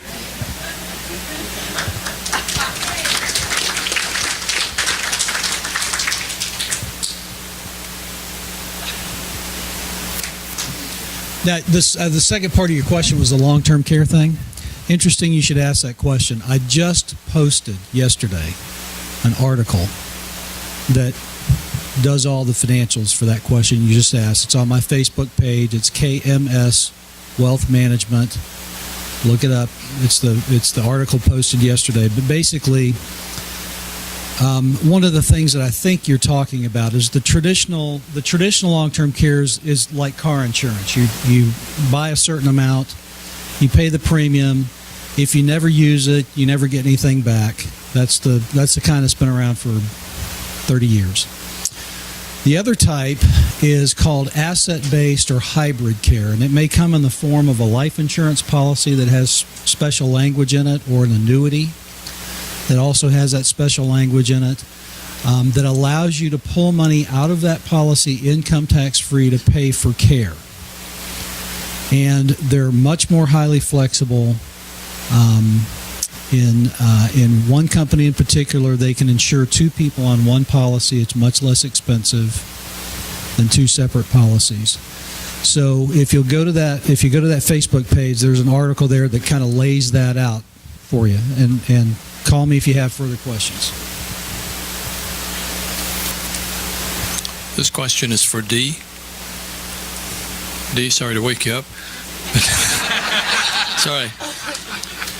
The question is this: when you have organ donors, and you know my story, how much information can you share with the donor and with the recipients about what is happening between them? What's normal for that? You're addressing the question that you want to reach out to the donor family or to the recipient family. Let me tell you how that happens. We have staff members that will receive letters from the donor family or the recipient family. They mark out particular things, but they make sure that these families get that back and forth. There are families that do want to meet eventually, but both parties have to be in agreement. That recipient may know that that person was a certain age, they were a female, that may be all they know until the family frees up the information and wants to meet. More and more, we have to be very careful because of HIPAA rules. So more and more families do want to meet nowadays. It's changed over the years. That's why we encourage recipients.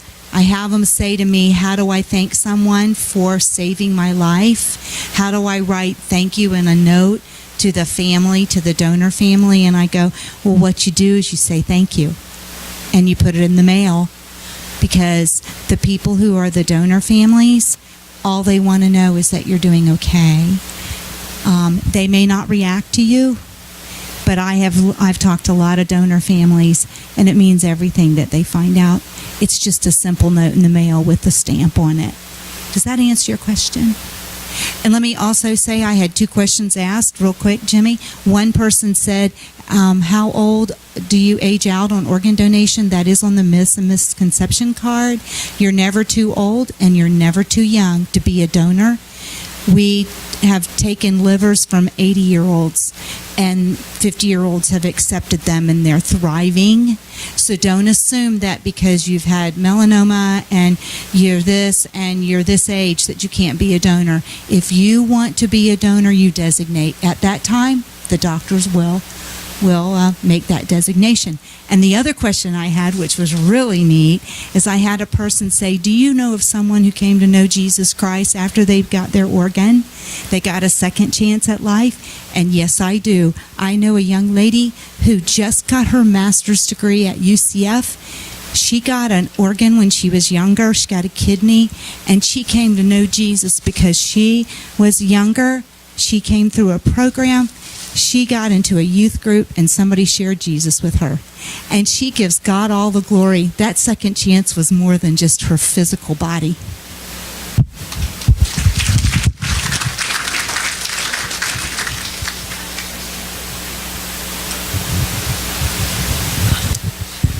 Dee, do you know if you want to give donate your body to science? If you want to donate your body to science, there are two universities, UCF and University of Florida, that will consider that. If you want to come up to me and give me your name, I will send you that information. It has to be prearranged with your family, your physician, your situation, and it will cost you transportation of your body. It could be $1,000, $1,500 to get it. It's according to where you live in the state, but it has to be prearranged. Your family can't call and say, "Hey, we want to donate this body." It has to be prearranged with either University of Research. There are others as well, but that just being in the state of Florida, the transportation is closer. But that is a possibility of donating your body. And did you want to say? Sarah works with us at Trans Life, and with organ donation, you can also, if you're donating organs, we do evaluate for research and education also for specific organs, not the entire body, but absolutely, so that's an yes, option as well. Yes, and families agree to that as well. That research, can you imagine where we are today clinically, medically, because somebody years ago said yes to research? But that's a good question about, I can give you that information.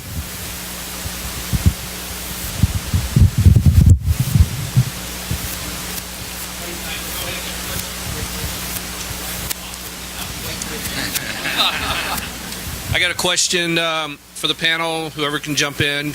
Mother-in-law's green card holder. So is there any benefits that we can get for her to help in her day-to-day care? Green card holder, do you know of anything? And the second question is, I have a 96-year-old father, World War II vet, and he's 96, he acts like he's 60, so he thinks he's going to live forever. But he has finally realized that we need to consider what to do in case that day comes. What would be our first step in order to, decide how his wealth and everything's going to be distributed and his end-of-life planning? Who would be the first one be good to go to? I think you would consult an estate planning attorney, but also need to look into the VA side of it. So we have an attorney in our office that does a lot of VA work. I don't personally do that, but if you were to contact the office, I would probably put you in touch with her. But I would just, the basic estate planning, but considering the VA side too. Thank you.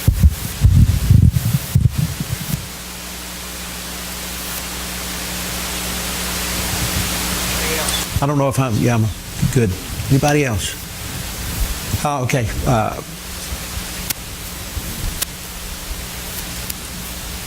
I think this is just going to be an easy one. As far as the umbrella of a beneficiary with a will, how does that treat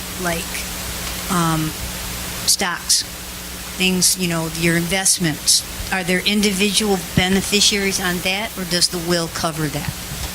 So the will is going to cover anything that doesn't have a beneficiary designation. So if you put a beneficiary designation on something, then typically speaking, it's going to pass automatically that way, right? So a will is going to deal with things that don't have a designation. So if you had a bank account or an investment account that didn't have any beneficiary designations, it's going to have to go through probate. In a probate that's not a summary administration, which is under $75,000, it's going to cost you $3,500 if it's not contested. So if you get into a contest over whether the will is valid or over who should be in charge, that's going to cost you, it can be over six figures. So it's a lot cheaper if you have either create a trust, depending on what your estate planning attorney advises, but getting beneficiary designations on accounts, I feel really bad right now. I have a client who, it's like an $8,000 account, and even doing a small administration is still a couple $1,000s just because there's so many deadlines in the probate code that you have to meet. So even for very, very small administrations, you're going to spend thousands of dollars just to get that money out of the bank account. So it's very important to do the designations. But the will deal with things that don't have it. It's also good for, as far as the will goes, to have a personal property list to say who wants what. I mean, I've sat in mediation and I'm billing $350 an hour and people are arguing over a table that's worth like $5 because that's what they wanted when they were kids. They had it, they loved it. I've literally spent hours in mediation over the dumbest things. So the personal property list is really important too, because if it's a sentimental value, the kids will pay me to argue about it for hours. Do investments like a Schwab account, do they have a designation, a beneficiary option on those? You would want to, most of them do. You would want to call Schwab or whatever it is and check with them, but most of them allow you to designate beneficiaries. Thank you. Stephanie, I was trying to catch you before you sat down. Somebody asked if you could clarify the name of the directive about, you said needs? It's called a pre-need guardian. So basically, it's a designation that if you're ever under a guardianship, so the power of attorney is not working or you don't have one, then you are selecting, I want this person. So then if you go to court and you're in a situation you're fighting over who's guardian, there's going to be a strong presumption that it should be the person that was designated, unless that person isn't qualified or is really the bad actor or something like that. Thank you. Steph, when you say, I just want to make sure we're hearing you right, pre-need, P-R-E-N-E-E-D, pre-need guardian, pre-need, okay? Hey, join me in saying thanks to these folks. Will you do that? Thank you all so much.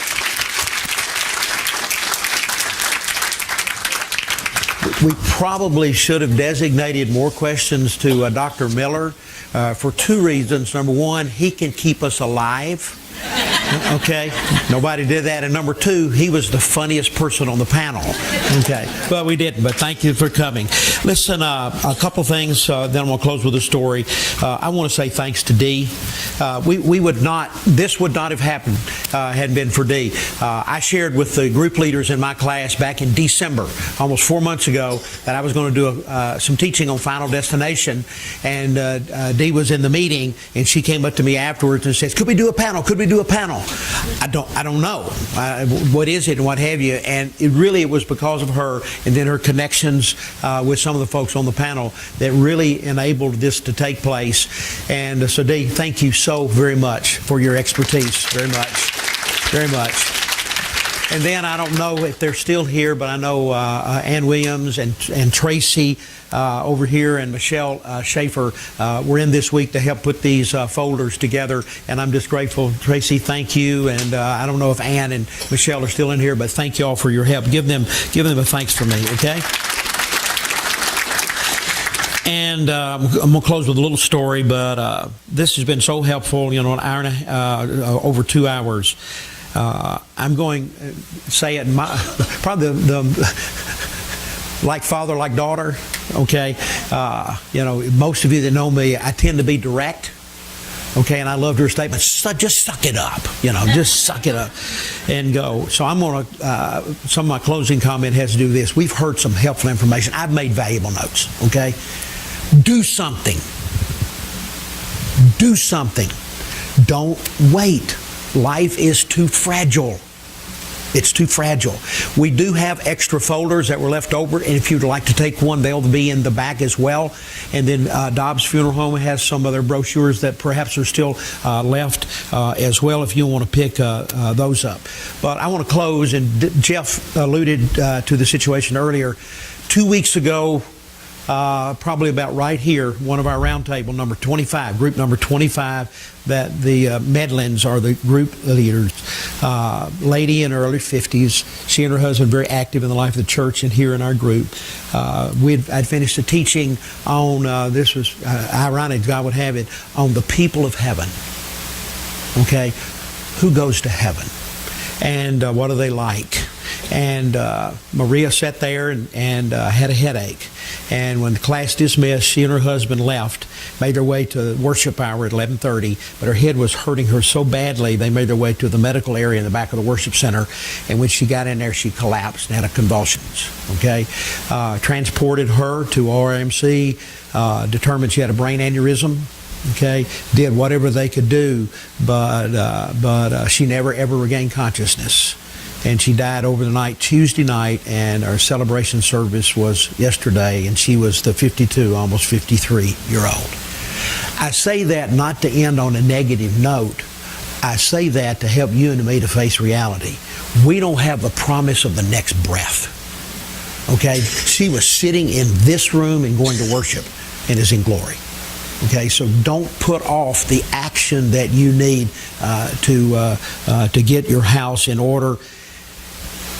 The people you leave behind will be grateful. They're already grieving, but they'll be grateful that you did all of that beforehand. Okay, if you would, when you leave, many of you took pens. There's in the back. Okay, we have so many Christian thieves in the room. I want to free you from guilt and make sure to return. If you take the pen, your car won't start. So be sure to put those there. There are extra folders. Patty, where are you, Patty? Anything else you can think of? All right. Well, let me have a word of prayer and then you dismiss. Father.